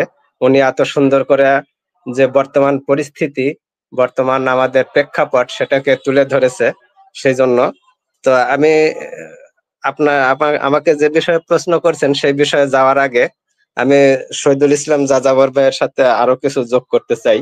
সেটা হলো যে রসুলকে যেখানে আল্লাহ পাক প্রশ্ন করছে যে হে নবী, তুমি কি পারবে তাকে ফিরাতে, যার উপরে যার উপরে জাহান্নাম অবধারিত হয়ে গেছে। তার মানে রসুলকেও আল্লাহ পাক মানে এখানে চ্যালেঞ্জই বলা যায়, বা ওটাই আর কি, যে বলা ওনাকেই বলতেছে যে তুমি কি পারবে তাকে, যার উপরে জাহান্নাম অবধারিত হয়েছে, তাকে জাহান্নাম থেকে ফিরে আনতে। তো তাহলে সেই ক্ষেত্রে আমরা দেখতেছি যে এই যে যারা মনে করতেছে পীর, খাজা বাবা, গৌস কুতুব, এরা রক্ষা করবে, এরা ফিরে আনবে, এরা এই জাহাজ নিয়ে যায় আপনার হাসর মাঠ থেকে উদ্ধার করবে, এটা আমরা কতটা যে বিভ্রান্তের মধ্যে আছি, সেটার একমাত্র কারণ হলো আমরা কোরআনকে বুঝতে চাই না, কোরআনকে মানতে চাই না। যেমন কোরআনে আল্লাহ পাক কত সুন্দর করে বলতেছে যে প্রভুর কাছ থেকে যা অবতীর্ণ হয়েছে তোমরা তার অনুসরণ করো, এবং তাকে ছাড়া অন্য বন্ধুদের অনুসরণ করো না, তোমরা অল্পই উপদেশ গ্রহণ করো। সূরা আরাফের ৩ নম্বর আয়াতে আল্লাহ পাক স্পষ্ট করে ঘোষণা দিলেন। তারপরে আরো বলতেছে, এ কিতাব অবতীর্ণ করেছি যা কল্যাণময়, তাই এর অনুসরণ করো এবং সাবধান হও, হয়তো অনুগ্রহ পাবে। সূরা আনামের ১৫৫ নম্বর আয়াত। তো এই সমস্ত আয়াত কি আমাদের এই যে আলেম সমাজে যারা মাঠে লাহওয়াল হাদিস নিয়ে বক্তব্য দিচ্ছে, তারা কি এগুলো দেখে না যে কোরআন কতটা গুরুত্বপূর্ণ? এছাড়াও আমাদের উপরে কোরআন পাক আল্লাহ পাক ফরজ করেছেন, কোরআন পড়াটাকে আমাদের উপরে ফরজ করেছেন, অথচ তারা বলতেছে যে কোরআন পড়া নফল। তো আমি শহীদুল ইসলাম ভাইয়ের সাথে এতটুকু যোগ করলাম। এর সাথে আমি যেটা ডেজিগনেশন হিসেবে বলতে চাই, আমি তো রেজন ভাই আপনি বললেনই, আমি রাজশাহী বিভাগের অনলি কোরআন মিশনের সভাপতি হিসেবে আমি সব জেলায় সব জেলাতেই আমি লিডার নিয়োগ দিয়েছি। আমাদের রাজশাহী বিভাগের ৮টা জেলা আছে, যেমন চাঁপাইনবাবগঞ্জ, চাঁপাইনবাবগঞ্জ, রাজশাহী সদর, নাটোর, বগুড়া, জয়পুরহাট। মোটামুটি এই সব ৮টা জেলাতে আমি লিডার নিয়োগ দিয়েছি এবং তাদেরকে বলেছি যে আপনারা থানা পর্যায়ে ও লিডার নিয়োগ দিবেন, ইভেন গ্রাম পর্যায়েও এখানে কাজ করতে হবে। কেউ যদি আমাদের লোকদের মধ্যে অথবা যারা কোরআন প্রচার করতে যায়, কেউ যদি কোনো হামলার শিকার হয় বা কোনো ধরনের অসঙ্গতি বা কোনো কার্যক্রমের বা দুর্নীতির জন্য যদি ক্ষতিগ্রস্তের মধ্যে হয়, আমরা সর্বাত্মকরণের চেষ্টা করব তাকে সহায়তা করার জন্য, এবং আমরা তাদের পাশে দাঁড়াবো। ইভেন কেউ কেউ যদি দুস্থ অসহায় লোক থাকে, যারা বিভিন্ন অসুবিধার মধ্যে আছে, আমরা খোঁজ খবর নেয় তাদেরকেও আর্থিকভাবে আমরা সবাই সহায়তা করব। এবং ইভেন আমরা এ পর্যন্ত বলেছি যে যদি প্রত্যেক লিডারের দায়িত্ব হলো যে তোমরা নিজের পকেট থেকে অন্ততপক্ষে কমপক্ষে প্রতি সপ্তাহে যা পারেন 10 টাকা, 5 টাকা, সামর্থ্য অনুযায়ী 50 টাকা, 100 টাকা, 1000 টাকা অসহায় মানুষকে দান করবেন, যাতে আমরা অসহায়ের পাশে দাঁড়ানোর জন্য আমরা এটা উদ্যোগ নিয়েছি। এবং আমাদের মেন মিশন হলো যে আমরা কোরআন যে আল্লাহ পাক আমাদের উপরে ফরজ করেছেন এবং কোরআনকেই মেনে চলতে হবে। কোরআন একমাত্র আমাদের হেদায়েতের পথ এবং একমাত্র আমাদের জাহান্নাম থেকে মুক্তির পথ। কোরআন যদি আমরা অনুসরণ করে চলতে পারি, সেটাই হবে আমাদের জান্নাতের যাওয়ার একমাত্র পথ। যা আমাদেরকে এই যে বর্তমান হুজুর, আলেম সমাজ, এরা আমাদেরকে কোরআন থেকে দূরে রাখছে, বলছে যে তোমরা কোরআন পড়লে কিছু বুঝবে না। আরে ভাই, কোরআন পড়লে আমরা বুঝবো না কেন? কোরআন পড়লে যদি আমরা না বুঝি, তাহলে হাদিসও তো আমরা বুঝবো না, কারণ কোরআনও আরবি ভাষায়, রসুল কি আর হাদিস বাংলা ভাষায় বলে গেছে নাকি? তাহলে কোরআন যদি আমরা না বুঝি, তাহলে হাদিস কিভাবে বুঝতেছি? তো এটাই আমরা সবাইকে, যেখানে যা আমরা চেষ্টা করতেছি, বোঝানোর চেষ্টা করতেছি যে ভাই, কোরআনও আরবি ভাষায়, হাদিসও আরবি ভাষায়। কোরআনকে আল্লাহ আঁকড়া ধরে রাখতে বলছে এবং এটাকে একমাত্র বিধান বলছে, জালিকাল কিতাবু লা রাইবা ফিহি হুদাল লিল মুত্তাকিন, এবং এটা মুত্তাকিদের জন্য পথ প্রদর্শক। তো আমরা চেষ্টা করব কোরআন ঘরে ঘরে সবার মাঝে, যাতে সবাই কোরআন পড়ে, কোরআন বুঝে এবং সেই অনুযায়ী চলার চেষ্টা করে। এটাই হলো আমাদের মিশন। এই মিশনে আমরা এগিয়ে যাচ্ছি। আমরা সবার দোয়া চাই এবং যারা যারা আমাদের এই মিশনে অংশগ্রহণ করতে আগ্রহী, আমাদের সর্বত্র এখন আমরা মোটামুটি 8টা জেলাতে লিডার নিয়োগ দিয়েছি। আপনারা যোগাযোগ করবেন। আমার নাম্বার আপনি রেজান ভাই আপনি বলবেন। আপনি ইউসুফ আলী খান ভাই, আপনি আপনার নাম্বার সহ আপনার ডেজিগনেশন সহ একটা কমেন্ট করে রাখেন, যাতে করে রাজশাহী বিভাগে যারা আছেন অনলি কোরআনের অনুসারী, তারা যেন আপনার মাধ্যমে একটা সুসংগঠিত একটা টিম হইতে পারে। এই যেই টিমের সবারই জীবনের মাকসাদ থাকবে এই কোরআনের, অনলি কোরআনের আলোটা সবার ঘরে ঘরে পৌঁছে দেয়া, এবং নিজেরা যদি কোনো বিপদে পড়ে, কোথাও আঘাতপ্রাপ্ত হয়, কোথাও মার খায়, একঘরে হয়ে যায়, সেক্ষেত্রে একে অন্যের পাশে দাঁড়াতে পারে। রাজশাহী বিভাগে ধরেন 1000 মানুষ আছে, যদি 10 টাকা করে দেয় 10,000 টাকা, 100 টাকা করে দিলে 1,00,000 টাকা, যে কোনো একটা অসহায় অসহায় অনলি কোরআন ফলোয়ারকে একটা দোকান করে দেওয়া যাবে, একটা বাইক কিনে দেওয়া যাবে, একটা অটো কিনে দেওয়া যাবে। অন্তত তার লাইফটা চেঞ্জ করার জন্য আপনারা রাজশাহীর মানুষই যথেষ্ট, আমাদের আর প্রয়োজন হবে না, তাই না? তো আপনারা এইভাবে একটা টিম জি ভাই। হিসেবে কাজ করবেন। আপনাদের জন্য অনিঃশেষ দোয়া রইল, শুভকামনা রইল। আল্লাহর কিতাবের আলো যেন রাজশাহী বিভাগে সবার আগে সবচেয়ে দ্রুত গতিতে পৌঁছায়, এই শুভকামনা রইল। অনেক ধন্যবাদ ইউসুফ আলী খান ভাই, সুপ্রিম লিডার রাজশাহী বিভাগ। আমাদের সাথে যুক্ত হয়েছেন সাইদুল হক ভাই। সাইদুল হক ভাই আছেন বরিশাল বিভাগের নেতৃত্বে। সাইদুল হক ভাই, আপনার প্ল্যান প্রোগ্রাম এবং আপনার কাজকর্ম কিভাবে কি করছেন, সেটা যদি আপনি সারা দেশের মানুষের উদ্দেশ্যে একটু বলতেন, যে কিভাবে এই অনলি কোরআনের আলোটা আপনি একটা টিম হিসেবে, এতদিন তো একা একাই করতেন, অনেক আঘাতপ্রাপ্ত হয়েছেন, মার খেয়েছেন, গালমন্দ খেয়েছেন, ঘরবাড়ি ছাড়া লাগছে অনেকের, এই সমস্ত কাহিনী বরিশালের আপনি তো জানেন আমার চেয়ে ভালো, আপনি সেটাও শেয়ার করতে পারেন।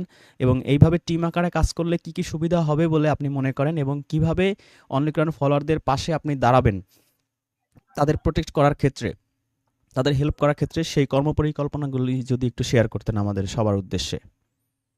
এবং সেই সাথে আপনাকে অনুরোধ করব, আপনার ডেজিগনেশন সহ ফোন নাম্বারটা কমেন্টে দিবেন, যাতে বরিশালের সবাই আপনার সাথে কানেক্টেড হইতে পারে, আপনার নেতৃত্বে একটা সুসংগঠিত টিম হতে পারে বরিশালে।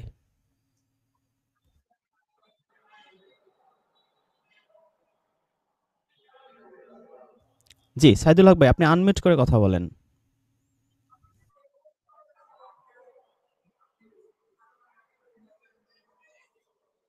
জি সাইদুল হক ভাই মনে হয় শুনছে না।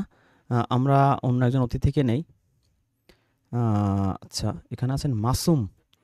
মাসুম, আপনি শুনতে পাচ্ছেন? জি, সালামুন আলাইকুম রেজান ভাই, আপনি ভালো আছেন? জি জি ভালো। আপনি কোথা থেকে বলছেন? জি, আমি বাগেরহাট থেকে বলছিলাম, খুলনা জি বিভাগ জি থেকে। বাগেরহাট থেকে। খুলনা জি জি বিভাগের যারা দায়িত্বপ্রাপ্ত, রিজভী ভাইকে আপনি চেনেন? যশোর বাড়ি ওনার। আহ, না, ওনার সাথে আমার হয়তো পরিচয় হয়নি। আহ, আমি আপনাদের অনলি কোরআন 1 বছর ধরে আমি পালন করছি। জি। আপনাদের সাথে আছি, ইনশাল্লাহ থাকবো। আহ, কিন্তু বিষয়টা হচ্ছে আমরা বাগেরহাট জেলার কোনো কর্মী নিয়োগ কি করছেন কিনা এই বিষয়ে একটু জানতে চাচ্ছিলাম।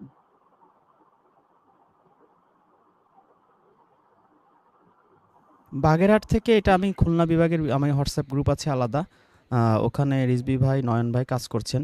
আমি একটু চেক করে দেখি। আপনার বাড়ি হচ্ছে বাগেরহাটে, তাই তো? হ্যাঁ, জি জি জি বাগেরহাটে জি। জাহাঙ্গীর হোসেন ভাই আছেন দায়িত্বে, ওনাকে দায়িত্ব দেওয়া হয়েছে। আপনি আমাদের ইউটিউবের পোস্ট সেকশনে গেলেও আপনি ওনার নাম্বার পাবেন। জাহাঙ্গীর হোসেন ভাই আছেন, ওনার নেতৃত্বে বাগেরহাটে আপনারা কাজ করবেন। ওনার কমান্ডগুলো মেনে চলবেন। আপনারা যে কোনো বিপদ আপদে ওনাকে ওনাকে আগে ফোন দেবেন যে ভাই অমুক জায়গায় দাওয়াত দিতে গেছি, আমাদের দৌড়ানি দিছে। সব আপনারা ওনার হেল্প পাবেন। আমি নাম্বারটা নাম্বারটা এখানে একটু কমেন্ট আকারে দিয়ে দিচ্ছি। নাম্বারটা একটু জি, আমি কমেন্টে জি দিয়ে জি জি। দিচ্ছি। সবার নাম্বার বাগেরহাট না, শুধু খুলনা বিভাগে যারা আছেন সবার নাম্বারে দিচ্ছি। ওনার নাম্বার হচ্ছে 0130 67 07 029। ঠিক আছে মাসুম ভাই? জি জি জি জি, ঠিক জি। আছে ভাইয়া। তো আপনার সাথে একটু কথা বলতে চাইছিলাম যে আপনি বিগত অনেকদিন ধরে লাইভে আসেন আপনি এবং আপনি মাসুম ভিডিও ভাই, পোস্ট করেন। মাসুম ভাই, মাসুম ভাই পার্সোনাল কথাবার্তাগুলো হোয়াটসঅ্যাপ গ্রুপে খুলনা বিভাগে যখন যাব সেখানে কথা বলতে পারবেন। সমস্যা নাই কোনো। ঠিক আছে? জি জি। আচ্ছা, মাসুম ভাই অনেক ধন্যবাদ। এরপরে আমাদের সাথে আছেন মালেক খান ভাই। মালেক খান ভাই আপনি শুনতে পাচ্ছেন? মালেক খান ভাই আপনি কি শুনতে পাচ্ছেন? জি ভাইজান, সালামুন আলাইকুম। সালাম আলাইকুম। ভাইজান আপনি কোথা থেকে বলছেন? আমি যে ওই আপনার সেই মালিক ভাই জালকাঠি জেলা। আচ্ছা, আপনি মনে হয় গাড়িতে আছেন, শব্দ হচ্ছে অনেক। গাড়িতে না স্যার, আমি ওই সে রাস্তার পাশে বসে তো বাজারে আছি। এখন শুনতেছি আপনাদের আচ্ছা, আলোচনা, আচ্ছা। আপনি বলবেন। ঠিক আছে মালেক খান ভাই, আপনি বাজারে আছেন। ঝালকাঠিতে কি আপনি নেতৃত্বে আছেন কিনা আমি জানি না। যাই হোক, আপনি ঝালকাঠি জেলায় কিভাবে এই অনলি কোরআনের আলোটা ছড়িয়ে দেওয়া যায়, দাওয়াতটা কিভাবে সুন্দর করে দেওয়া যায়, মানুষকে কিভাবে বোঝানো যায় যে আমাদের শুধু কোরআন মেনে চলতে হবে, সেটা নিয়ে আপনি সবার সাথে পরিকল্পনা করবেন, মতামত শেয়ার করবেন। যারা একটু ভালো জানে তাদের কাছ থেকে শিখবেন, যারা একটু কম জানে তাদেরকে শেখাবেন। এইভাবে ঝালকাঠিতে আপনারা একটা সুসংগঠিত টিম তৈরি করবেন। এই দোয়া ও শুভকামনা রইল। আমাদের সাথে আরও আছেন রিজওয়ানুল হক ভাই। জি ভাই, আপনি শুনতে পাচ্ছেন? ভাই সালামুন আলাইকুম। জি, সালামুন আলাইকুম। জি ভাই, আব্বু কথা সালামুন আলাইকুম।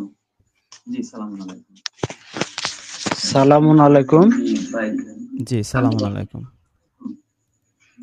আমি দিনাজপুর থেকে বলতেছি ভাই। ভাই আপনার ওখানে ২-৩টা ডিভাইস চলে মনে হয়। আপনার কথা আমাদের এখানে সমস্যা হচ্ছে। যেকোনো একটা ডিভাইস চালাবেন, যেকোনো একটা মোবাইল চালাবেন, তারপরে সংযুক্ত হন। আমাদের সাথে আছেন আকলিমা জাহান। আকলিমা জাহান আপনি শুনতে পাচ্ছেন? আচ্ছা, ওনার নেটে মনে হয় সমস্যা হচ্ছে।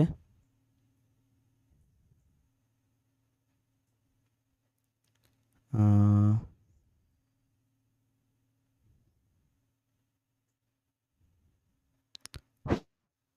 আচ্ছা, আমি তাহলে যেহেতু নেটের আচ্ছা জাকারিয়া ভাই আছেন। আচ্ছা, রোহান আছেন। রোহান অনেকগুলো কমেন্ট করেছেন। জি, রোহান আপনি অনেকগুলো কমেন্ট করেছেন। আপনি কিছু বলতে চান সম্ভবত। আপনি কোথা থেকে বলছেন একটু বলেন, পরিচয় দেন আপনার। ভাই আসসালামু আলাইকুম। রেজওয়ান ভাই ভালো আছেন?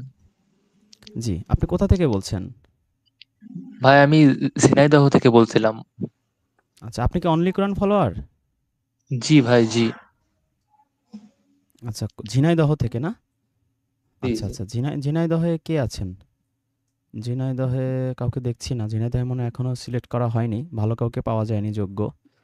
জি, জি, জি ভাই। আপনি আপনার কোনো প্রশ্ন থাকলে করতে পারেন। ভাইজান আমার প্রশ্ন হচ্ছে, আমি ভাই আপনার ভিডিও দেখে আপনার অনেক ভক্ত হয়ে গেছি ভাই। কিন্তু ভাই কোরআন কিভাবে পড়বো? কোরআনের এমনি আরবি পড়তে পারি, কিন্তু কোরআনের বাংলা মানে তো বুঝছি না ভাই, অনেক হার্ড লাগছে। তো যদি একটু সহজ করে বলতেন তাহলে একটু কোরআন পড়তে পারতাম। জি, কোরআনের ওই যে অনুবাদ আমরা করেছি তো taskianos.com এ গেলে আপনি আমাদের মোটামুটি ২০-২৫টা সূরার অনুবাদ পাবেন। ১ম ৬টা সূরা তো পাবেনই। সেখান থেকে আপনি মোটামুটি অনুবাদটা সঠিক পেতে পারেন। আর হচ্ছে আপনার খুলনা বিভাগের যে লিডার আছেন, ওই যে সেক্রেটারি আছেন রিজভী ভাই, আছেন নয়ন ভাই। আপনি ওনাদের সাথে একটু যোগাযোগ করবেন। ওনারা অনেক জানে, অনেকদিন ধরে আমাদের সাথে। প্রায় ৫-৬ মাস ধরে, এবং ওনারা আরও বহু বছর ধরে আমাদের শোনে এগুলো, ভালো কোরআনের নলেজ আছে। ওনাদের সাথে আপনি যোগাযোগ রাখলে বা সম্পর্ক রাখলে বা আমাদের যে গ্রুপে আপনি অ্যাড আছেন, খুলনা বিভাগের গ্রুপে? ঢাকা বিভাগের আছি মনে হয় ভাই। না, আপনার তো ঢাকা বিভাগে থাকলে হবে না, আপনার বাড়ি তো ঝিনাইদহ, তাই না? জি জি হ্যাঁ, আপনি খুলনা বিভাগের, আপনি আমার আমার নাম্বার তো জানেন, আমার নাম্বার একটু নক দিন, আপনাকে আমি খুলনা জি ভাই। খুলনা বিভাগের গ্রুপে অ্যাড করে দেবো। অথবা এই যে রিজভি ভাইয়ের নাম্বার আমি দিয়েছি একটু আগে, কমেন্টে আপনি গেলে পাবেন। ওনার জি ভাই। নাম্বার হচ্ছে 01914 জি ভাই। 111773। ওনার সাথে একটু কল দিবেন, উনি ওই গ্রুপের অ্যাডমিন।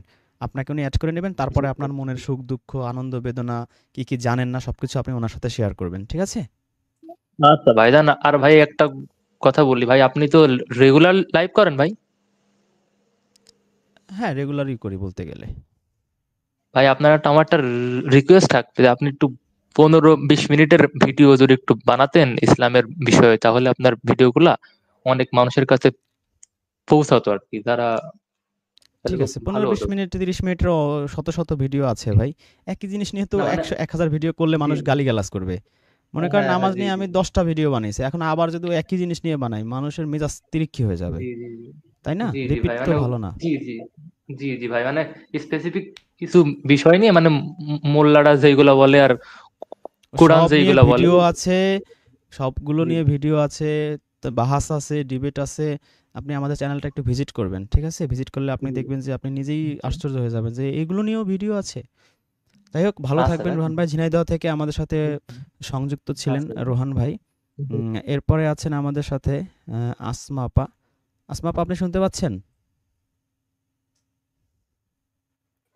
জি, আসমা আপা, আপনি কি শুনতে পাচ্ছেন? আসসালামু আলাইকুম। জি, সালামুন আলাইকুম, বলুন। ভাই আমি নতুন, আমি শুনতেছি, আপনারা বলতে থাকেন। ও আচ্ছা, ঠিক আছে, থ্যাংক ইউ আসমা আপা। আপনি কোথা থেকে বলছেন? ঢাকা জেলা নবাবগঞ্জ থানা। আচ্ছা আচ্ছা, ঢাকায় আপনাদের দায়িত্বে আছেন ফরিদপুরের ওই যে শাহিদা আপা। শাহিদা আপার নাম্বার আছে আপনার কাছে? না না, নাই। আচ্ছা আচ্ছা, আপনি পোস্ট সেকশনে যাবেন আমাদের এই যে ইউটিউব চ্যানেলের, ওখানে শাহিদা আপার নাম্বার দেওয়া আছে। শাহিদা আপা হচ্ছে এখানকার ঢাকা বিভাগের সভাপতি, আর সেক্রেটারি হচ্ছেন আমাদের যে আবু হাসান ভাই। আপনি ওনাদের দুজনের নাম্বার ওখান থেকে কালেক্ট করবেন, কালেক্ট করে ওনাদের সাথে একটু কথা বলবেন। আপনার কোনো প্রশ্ন জিজ্ঞাসা যে কোনো বিষয় আপনার ওনারা আপনাকে হেল্প করবে সর্বোচ্চ, ঠিক আছে? ঠিক আছে। আচ্ছা, সাইদুল হক ভাই কি আবার আসছেন? সাইদুল হক ভাই, আপনি শুনতে জি জি পাচ্ছেন? সালাম আলাইকুম। দুঃখিত আমি আসলে আপনি যখন ইয়ে করছেন আমি একটু টেকনিক্যাল সমস্যার কারণে আপনার কানেকশন হতে পারি নাই। আপনার এই জন্য দুঃখ প্রকাশ করছি। তো আমার বরিশাল বিভাগে আমরা যে কাজগুলো আপনি আমাদেরকে দায়িত্ব দিয়েছেন, মোটামুটি আমরা কাজগুলো গুছাচ্ছি এবং আমাদের কয়েকজন ভাই আমাদের সাথে যুক্ত হয়েছেন। বরিশাল জেলার আমরা সভাপতি পেয়েছি এবং ঝালকাঠি জেলাও পেয়েছি। তো আমাদের এই আরো কয়েকজন ভাই আমাদের সাথে নক করতেছেন এবং আমরা তাদেরকে বলেছি যে একটু আলাপ আলোচনার মাধ্যমে তাদেরকে আমরা যুক্ত করবো ইনশাআল্লাহ।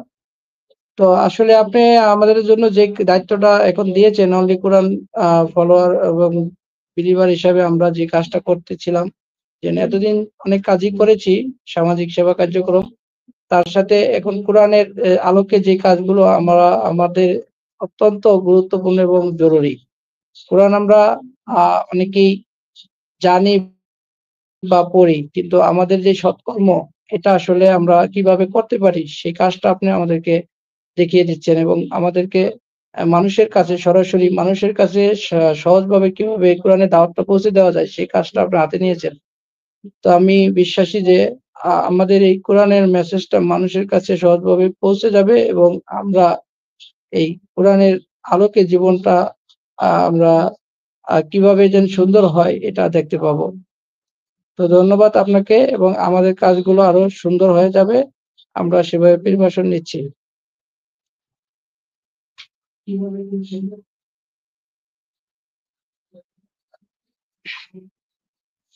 অনেক ধন্যবাদ সাইদুল হক ভাই। সুমন খান ভাই আছেন আমাদের সাথে। সুমন খান ভাই, আপনি কি শুনতে পাচ্ছেন? হ্যাঁ, আসসালামু আলাইকুম। জি, সালামুন আলাইকুম। জি, আপনার পরিচয় দেন। পরিচয় দিয়ে আপনার কোনো প্রশ্ন থাকলে আপনি করতে পারেন। ভাই আমি চট্টগ্রাম থেকে বলছিলাম, চট্টগ্রাম জেলা থেকে। আপনার আলোচনা আমি অনেকদিন ধরে শুনতেছিলাম, কিন্তু কথা বলার সুযোগ পাইতেছি না, আর আপনি আমাকে অ্যাড করতেছেন না কথায়। প্রশ্ন তো ভাই অনেক ছিল, যেখানে একটু যোগাযোগ পাইতেন তার একটু ভালো হইতো আর কি, বেশি আর কি। যে আপনার চট্টগ্রাম বিভাগের যে লিডার এখানে আছে আপনার পাশে, শহীদুল ইসলাম, আপনি ওনার সাথে কথা বলেন। আপনার পাশেই আছে, উনি শুনতে পাচ্ছেন আপনার কথা। তোমার নাম্বারটা পাইলে ভালো হইতো আর কি। হ্যাঁ, ওনাকে জিজ্ঞেস করেন, আপনার পাশে আছে তো, শুনতে পাচ্ছেন উনি। সালামু আলাইকুম রাজুল ভাই।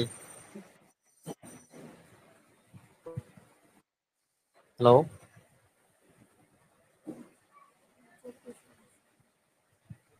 আচ্ছা, শহীদুল হক ভাই কি শুনতে পাচ্ছেন না? নেট স্যার, প্রবলেম শহীদুল মনে হয়। ইসলাম ভাই। আচ্ছা, নেট প্রবলেম হইতে পারে। আচ্ছা, আপনি আমাকে একটু ইনবক্সে নক দিন, আমি ওনার নাম্বারটা আপনাকে দিয়ে দেবো, ঠিক আছে? তো ভাই আপনার একটু অনেক প্রশ্ন ছিল আর কি, আপনার সাথে কথা বলার আর কি।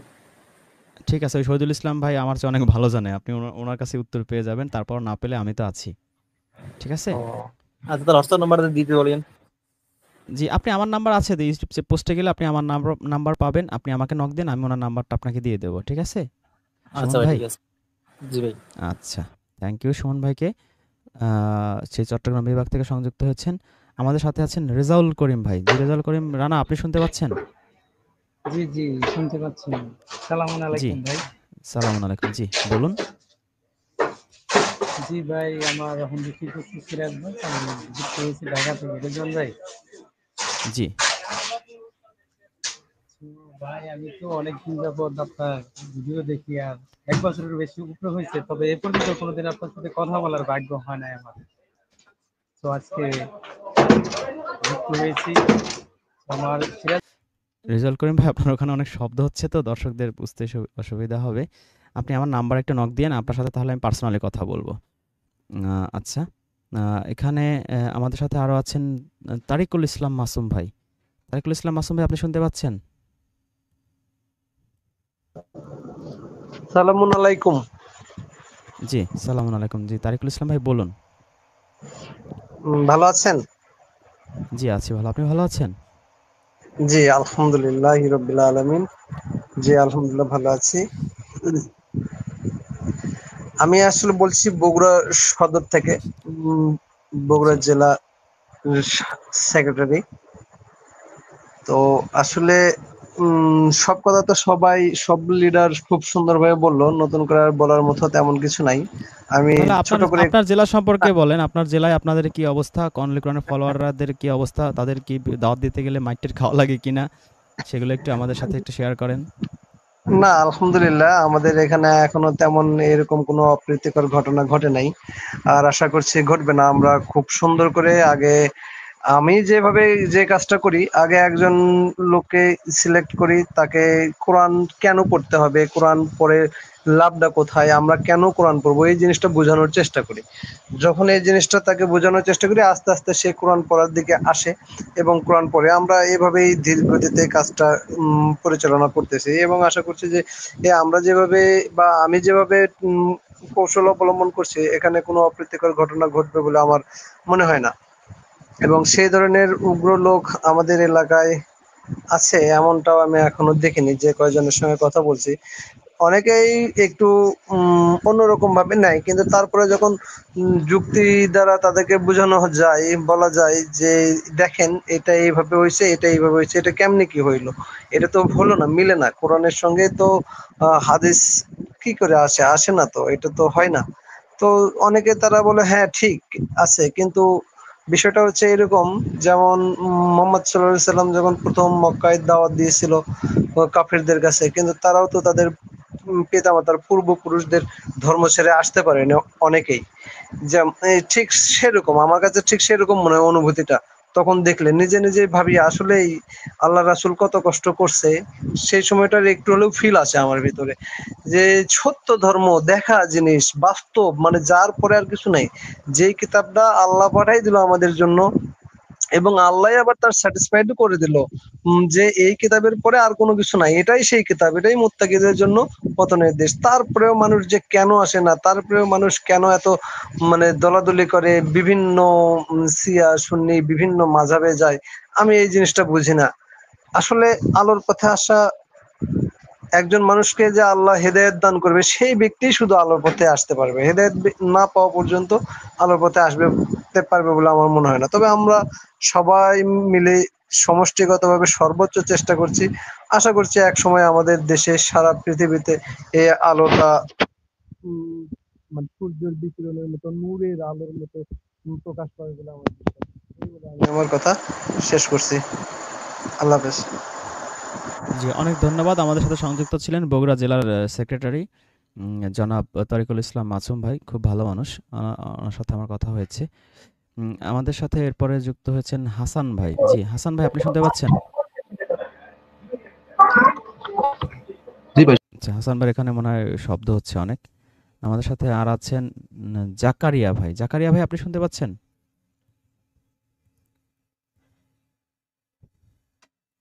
আচ্ছা, জাকারিয়া ভাই সম্ভবত শুনতে পাচ্ছে না। আমাদের সাথে আর আছেন জাকির হোসেন। জাকির হোসেন ভাই আপনি শুনতে পাচ্ছেন? হ্যাঁ, শুনতে পাচ্ছি। জি, জাকির হোসেন ভাই আপনি শুনতে পাচ্ছেন? সালামুন জি, আলাইকুম। বলুন প্লিজ।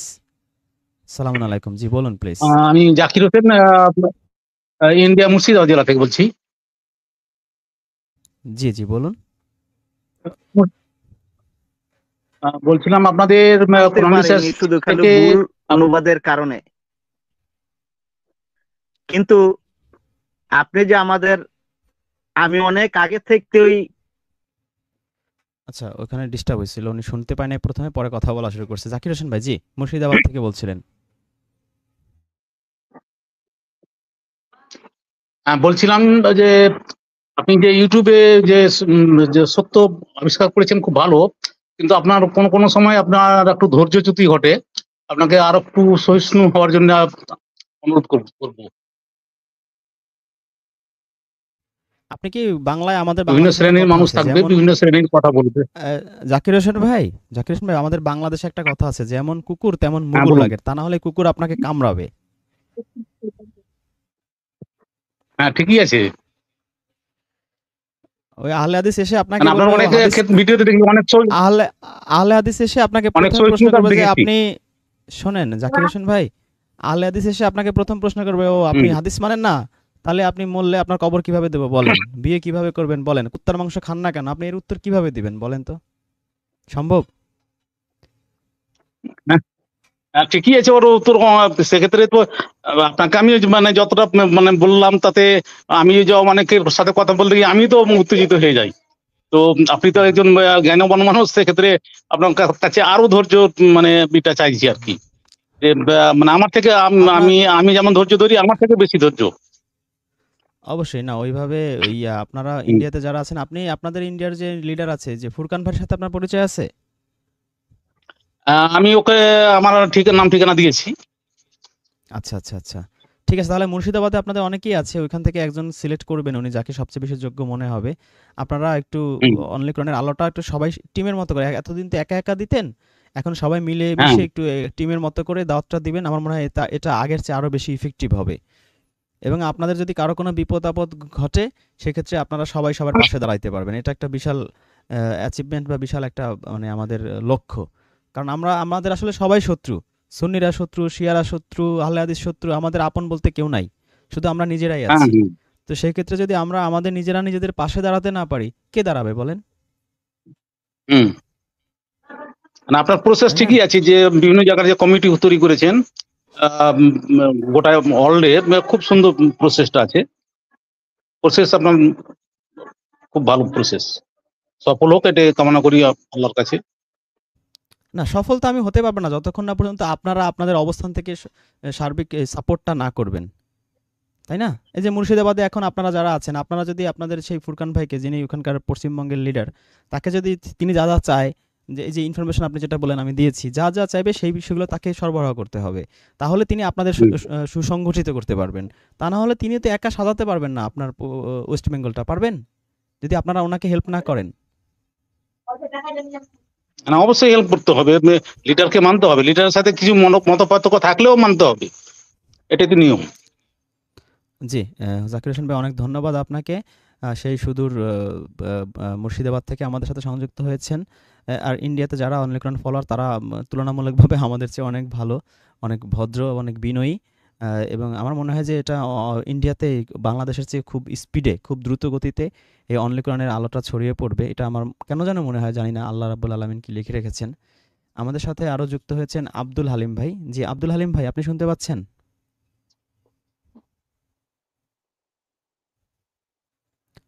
জি আব্দুল হালিম ভাই, আপনি কি শুনতে পাচ্ছেন?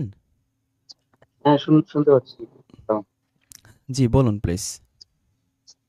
আমি কে বলি জয়নুল্লাহ। আচ্ছা ঠিক আছে, তাহলে তাহলে আমি কিছু কমেন্ট পড়ার চেষ্টা করি। অনেকে অনেক সুন্দর সুন্দর কমেন্ট করেছেন, আমি আসলে ওনাদের সাথে কথা বলতে গিয়ে এই কমেন্টগুলো আসলে পড়তে পারিনি। আচ্ছা, সিরাজুল ইসলাম ভাই লিখেছেন, please delete the word supreme leader. Sirajul Islam ভাই, আপনার কথা আমি শুনবো না, আমাদের আলাদা সেন্টার কমিটি আছে, সেই কমিটিতে আমরা এগুলো আলোচনা করব। এরপরে আছেন Arif Ali India, leader number দেন। আরিফ ভাই, ইন্ডিয়া লিডারের নাম্বারটা আমি দিচ্ছি আপনাকে।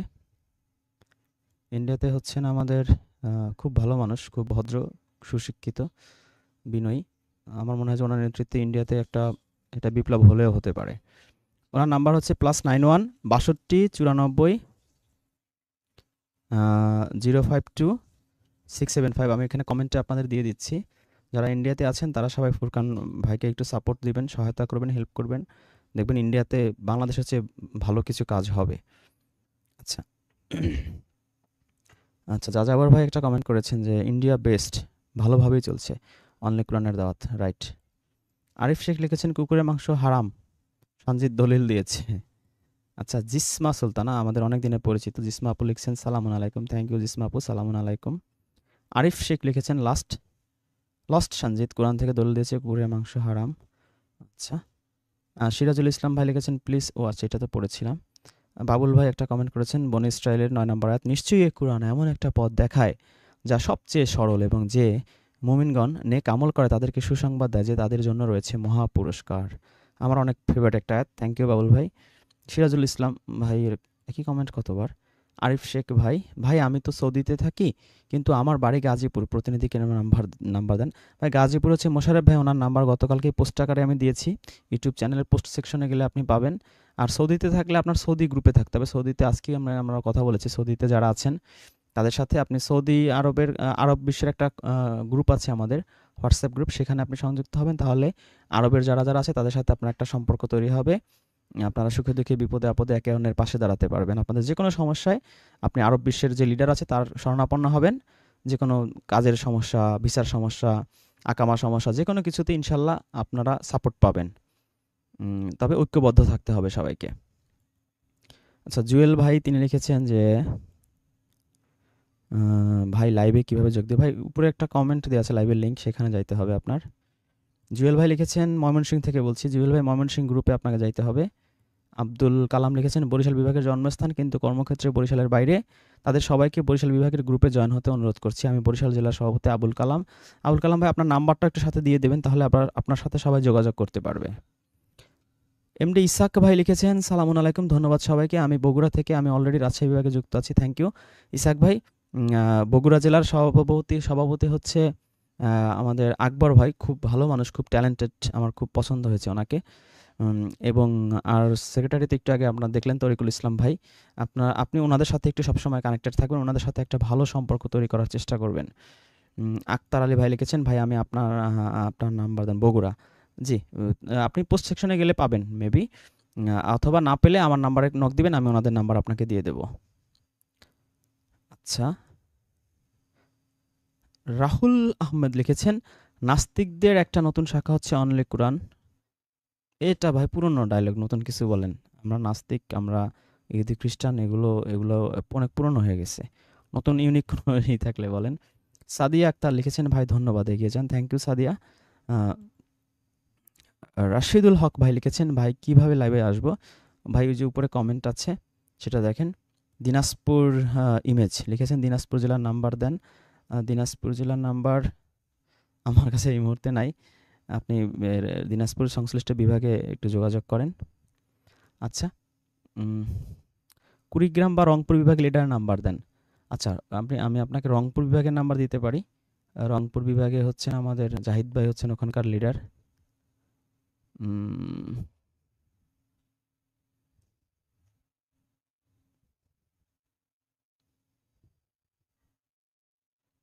আচ্ছা, জাহিদ ভাইয়ের নাম্বারটা হচ্ছে 01886 70 75 05। 01886 70 75 05। এটা হচ্ছে রংপুর বিভাগের যিনি এখন লিডার আছেন তার নাম্বার। আমি আপনাকে কমেন্ট আকারে দিচ্ছি, আপনি এটা এখানে কল দেবেন। আচ্ছা, আমাদের সাথে আছেন শাহ আলম। শাহ আলম, আপনি শুনতে পাচ্ছেন? আসসালামু আলাইকুম। সালাম আলাইকুম। শাহ আলম ভাই বলুন। জি স্যার। জি বলুন প্লিজ। হ্যাঁ, আমি খাগড়াছড়ি থেকে যুক্ত হয়েছি। জি জি বলুন। আলহামদুলিল্লাহ, আমি তো গত 6 মাস 1 বছর যাবত আমি আপনার প্লেলিস্টে গিয়ে নানান ভিডিও দেখছি। আপনার সাথে হোয়াটসঅ্যাপে কথা হয়েছিল আমার সাথে। আমাদের খাগড়াছড়ি থেকে তো কেউ ওখানে হয়নি না, আমাদের চট্টগ্রাম বিভাগে? না, কেউ হয়নি। তাহলে আপনি খাগড়াছড়ির দায়িত্বটা আপনি নেন ভাই। আমি খাগড়াছড়ি জেলার, আবার ওই যে আমি একটা উপজেলাতে, সদরে না, পানছড়িতে আমাদের একটা সমস্যা নাই উপজেলা। তো। আপনার কাজ তো বেশি না। কাজ হচ্ছে যারা এই খাগড়াছড়িতে যারা অনলি কোরআন ফলোয়ার তাদের সাথে আপনি একটা ফ্যামিলি টাইপের রিলেশন তৈরি করবেন আর কি। আমরা ফ্যামিলিতে কি করি, সবার সাথে একটা রিলেশনশিপ তৈরি করি না? জি জি। রিলেশনশিপটা তৈরি করা, আর হচ্ছে যে কতজন মানুষকে 1 মাসে দাওয়াত দিল বা 1 সপ্তাহে দাওয়াত দিল সেই ডাটাটা একটু নেয়া, জি যে স্যার, আপনি জি এই স্যার। সপ্তাহে বা এই মাসে কতজনকে দাওয়াত দিয়েছেন কোরআনের, কতজন দাওয়াত কবুল করছে, আর কতজন গরিব অসহায় মানুষকে আপনি কত টাকা দান করেছেন। জন জি দরকার নাই, স্যার, কত সেটা টাকা আমি দিয়েছেন আমার আনুমানিক, আমি আমার এতটুকু কাজ। পার্সোনালি, এই যে আপনার সাথে যুক্ত হওয়ার পর থেকে, মানে আপনার ভিডিও দেখার পর থেকে পার্সোনালি আমি আল্লাহর কোরআন নিয়ে বা নিজের দান সদকা নিয়ে অনেক চেষ্টা করি কাজ করতে। নিজে থেকেই চেষ্টা করি অনেকটাই, মানে কোরআনের বিষয়ে কোরআন প্রচার করতে বা কোরআনের আয়াত প্রচার করতে, টুকিটাকি দান সদকা করতে ইনশাল্লাহ চেষ্টা করি স্যার। না না, আপনি যখন খাগড়াছড়ির নেতৃত্ব দিবেন তখন তো আপনার কাজ হচ্ছে অন্যরা দান করে কিনা সেটার দেখভাল করা, জি কেউ জি না জি করলে জি। তাকে মোটিভেট করা, কেউ দাওয়াত না দিলে হ্যাঁ তাকে হ্যাঁ হ্যাঁ মোটিভেট করা। হ্যাঁ হ্যাঁ, সেটা যখন আমি দায়িত্ব পাবো বা আমার বিষয়, আমার কাজ যখন আসবে, তখন তো এটা অবশ্যই আমার দায়িত্ব হয়ে দাঁড়াবে, কে কোথায় কি করছে না করছে বা ঠিক সবাইকে আছে, মোটিভেট তাহলে করা। আপনি আমাকে একটা নক দিয়েন, আমি খাগড়াছড়ির ওই ঘোষণাটা আমি গ্রুপে তাহলে দিয়ে দেবো আপনার বিষয়টা, ঠিক আছে? ঠিক আছে স্যার। ওকে, আসসালামু আলাইকুম। আচ্ছা, জি ওয়ালাইকুম আসসালাম। থ্যাংক ইউ শাহ আলম ভাই। আমাদের সাথে আছেন হাবিবুর রহমান ভাই। সরি, একটা কমেন্ট করেছেন, বর্তমানে আমি কাতার থেকে দেখছি। হাবিবুর রহমান ভাই, আপনি কাতার থেকে দেখলে আপনি আরব বিশ্বের একটা গ্রুপ আছে আমাদের, আরবের সকল দেশের যারা অনলি কোরআন ফলোয়ার তাদের কমিউনিটি, আপনি সেই কাতারের আরব বিশ্বের হোয়াটসঅ্যাপ গ্রুপে যোগদান করবেন। সেই লিঙ্ক না থাকলে আপনি আমাকে একটু নক দিবেন, আমার নাম্বার দেয়া আছে ইউটিউব প্রোফাইলেও দেয়া আছে, প্লাস পোস্টেও দেয়া আছে, আপনাকে আমি সেই গ্রুপে অ্যাড করে দেব। দিনাজপুর রিমেজ লিখেছেন, ভাই আমি কি দিনাজপুর জেলার লিডার হতে পারি? হ্যাঁ হতে পারেন, যদি খালি থাকে, তবে সম্ভবত এখন খালি নাই। এরপরে লিখেছেন লিখেছেন, ভাই আমাকে বাগেরহাটের দায়িত্ব দেন। ভাই বাগেরহাটের হয়ে গেছে অলরেডি। এর পরবর্তীতে যদি নির্বাচন হয়, ইলেকশন হয়, সেখানে যদি মানুষ আপনাকে ভোট দেয় তাহলে হয়তো এরপরে হতে পারবেন। এখন বাগেরহাট কমপ্লিট হয়ে গেছে। মিরাজ ভাই লিখেছেন যে আমি খুবই দুঃখিত, আমি জানি না কালকে আপনি লাইভে এসেছিলেন, আমি একটু ব্যস্ত ছিলাম। থ্যাংক ইউ মিরাজ ভাই। মিরাজ ভাই সম্ভবত ইন্ডিয়া থেকে বলছেন, আমাদের অনেক দিনের আপনজন। রফিকুল ইসলাম ভাই লিখেছেন শেরপুর থেকে, শুনছি জি। আমাদের প্রায় 1 ঘন্টা 20 মিনিট হয়ে গেছে। যারা যারা ছিলেন আমাদের সাথে সবাইকে ধন্যবাদ আমাদের সাথে থাকার জন্য। ইনশাল্লাহ আগামীকাল আবার দেখা হবে যদি আল্লাহ তৌফিক দান করে।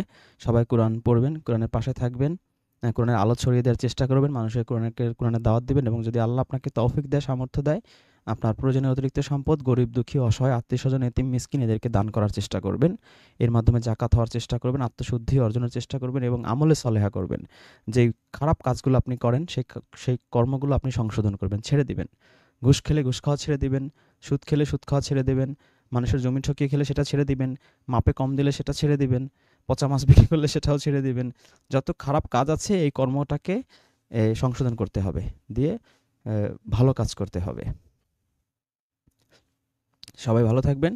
আর পোস্ট সেকশনে যাবেন, গিয়ে আপনার সংশ্লিষ্ট বিভাগের লিডারের নাম্বারটা নিয়ে তার সাথে সম্পর্ক তৈরি করবেন।